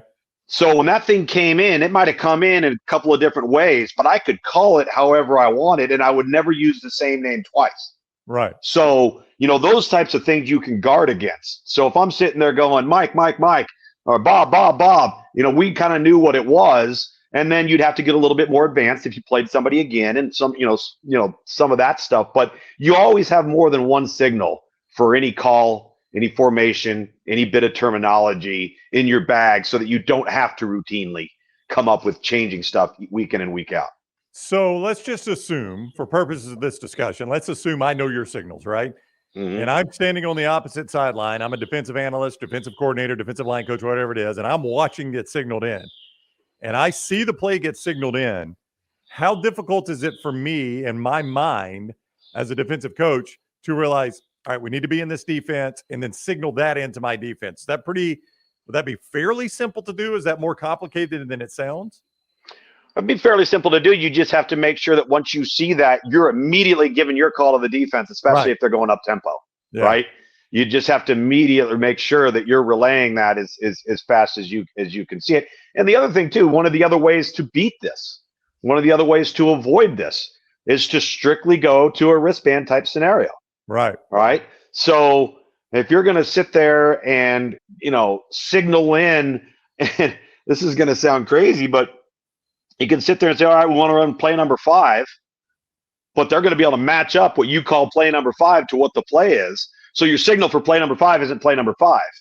Right. But everybody on offense knows what it is, and then they look down at play number 5, and you don't know what that is. It's a defense, and the signal wouldn't matter. So that could be another way of avoiding. And we're seeing people. If you start to watch on Saturdays, you start to look at the quarterback, and you look at their forearm. You start to look at some of the receivers, and some of them are dialed into it too. Especially if you go fast, you're going to hurry up, get lined up, and you're going to look to that sideline, and then all of a sudden you might blink down. Okay, you're ready to go. So there are ways to work around this. It's just making it a lot more difficult. And in this particular story, if we want to call it an investigation, let's just say all of this comes to fruition. Like, to me, this is a ban from the college football playoff type of scenario. Yeah, I don't think they can act that quickly. I would not disagree with you.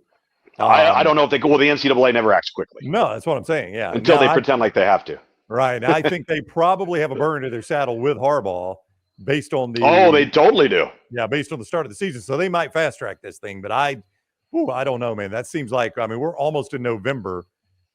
Seems like that'd be quick action, but you never know. Quicker than they normally act. Do you almost get the feeling that Harbaugh just doesn't care? It's like, come after me. Yeah. You want to fire me? Fire me. I don't need to put food on the table. I'm not trying to feed my kids. All right. Could I get a job in the NFL? Yeah, I probably could. So he's in the position to say, I'm going to do whatever I have to do. And if people don't like it, tough. If it's unethical, tough. If it's immoral, tough. You just kind of get that sense. I agree. Everybody talks about the stuff that happened during COVID. That wasn't about a hamburger.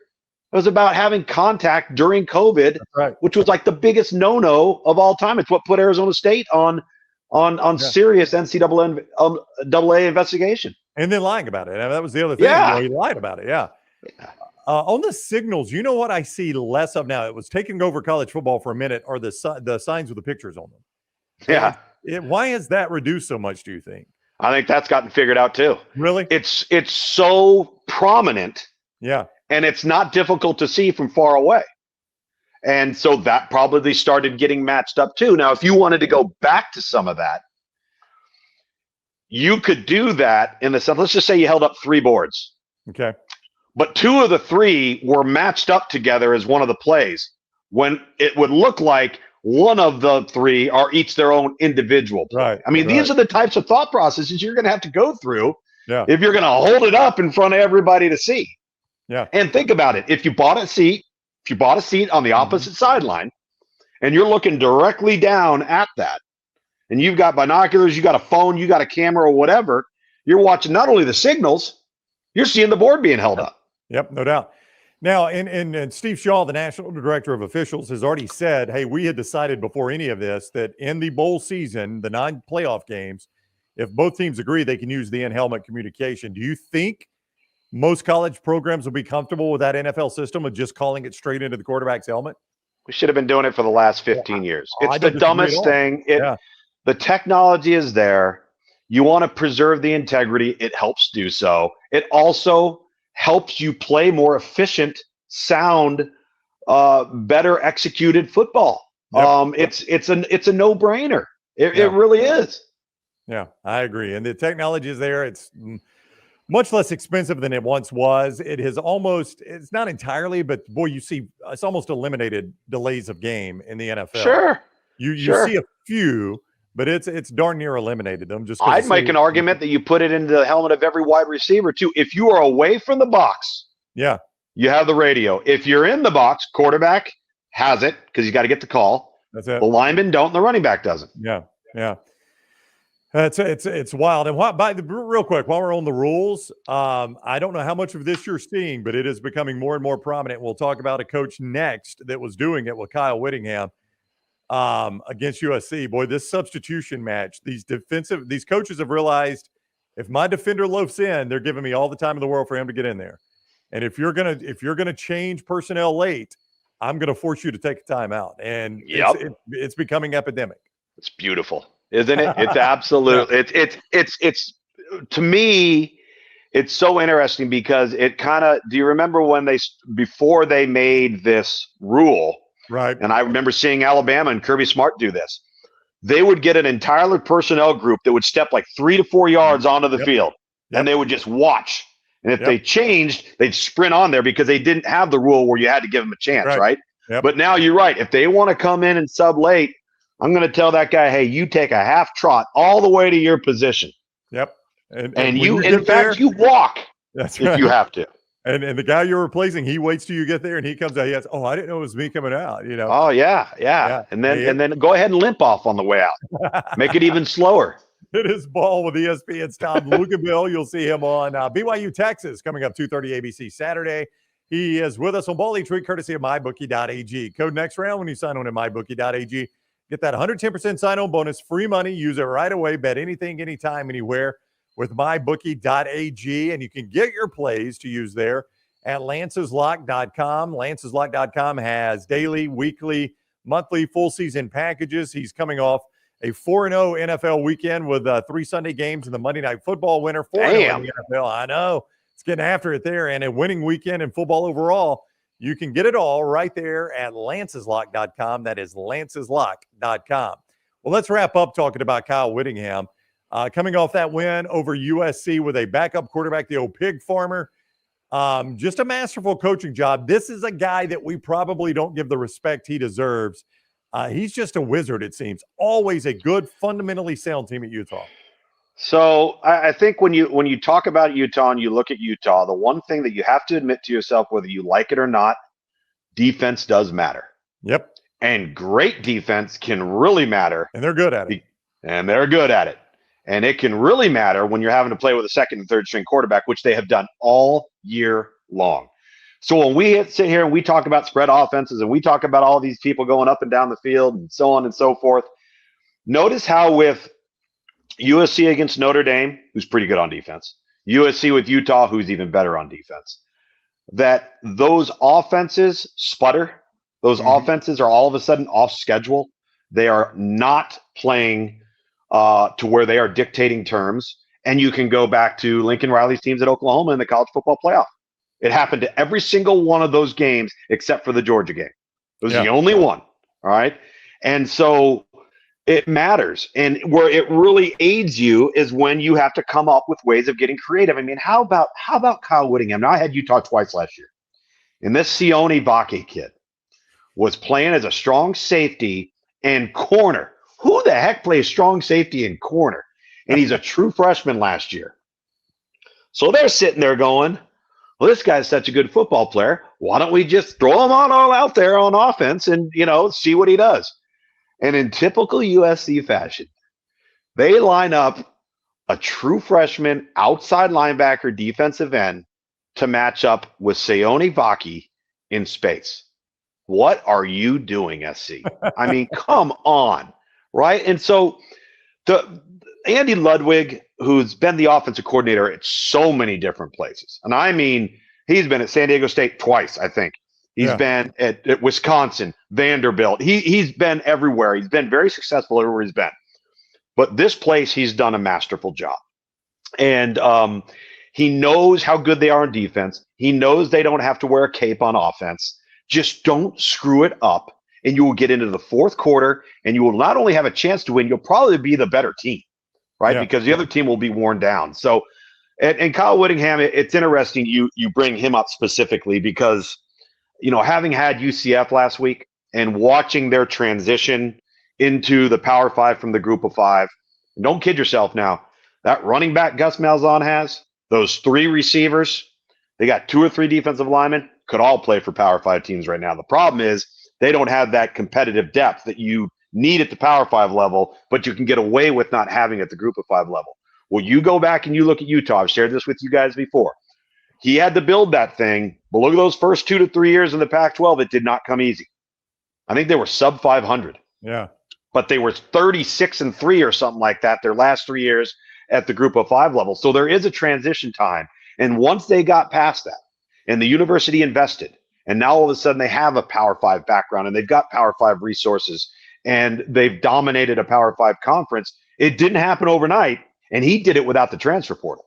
That's they're the other good thing out. that's amazing. Yeah. And they could still win this conference. I mean, heck, they're still just a one-loss team. Who knows? Tough game against Oregon this week, though, but they get it at Rice-Eccles Stadium, which is a tough place to play. You've done games there. That is noted as a really, really difficult student section, tough place to play. Oh, the mighty Utah student section. That's what they call it, man. And they are right on top of you. I mean, look at Oregon State, Arizona, late Pac-12. That game is going to be awesome, right? Yeah. And Oregon State's in the mix, right? Yeah. And so now they've beaten Utah. Yeah. And so now you have, SC, poor SC's got to play Washington, Oregon, and UCLA remaining. Yep. All right. Colorado probably lost their only opportunity for their last win against Stanford. So we'll see how they end up. You still got Washington, Oregon there. This thing's going to be really fun down the stretch. I feel like we're saying that every week. Yep. But man, these games are getting good out west. Yeah, Luginbill will have BYU, and that's Utah's big rival, obviously. Their in-state rival, BYU at Texas, 2:30 on ABC. Hey, a reminder of all of our codes. MyBookie.ag, code next round, gets you 110% of your sign-on bonus. That's free money from MyBookie.ag. Also, don't forget Manscaped.com.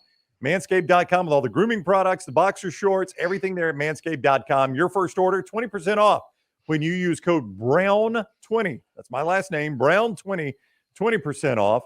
And Roback.com, TNR20, get you 20% off your first order at Roback.com with all their apparel. And get all your plays at LancesLock.com. All the sponsors here on the show today. Enjoy Austin, Luginbill. Always fun talking with you. All right, man. We'll see you next week.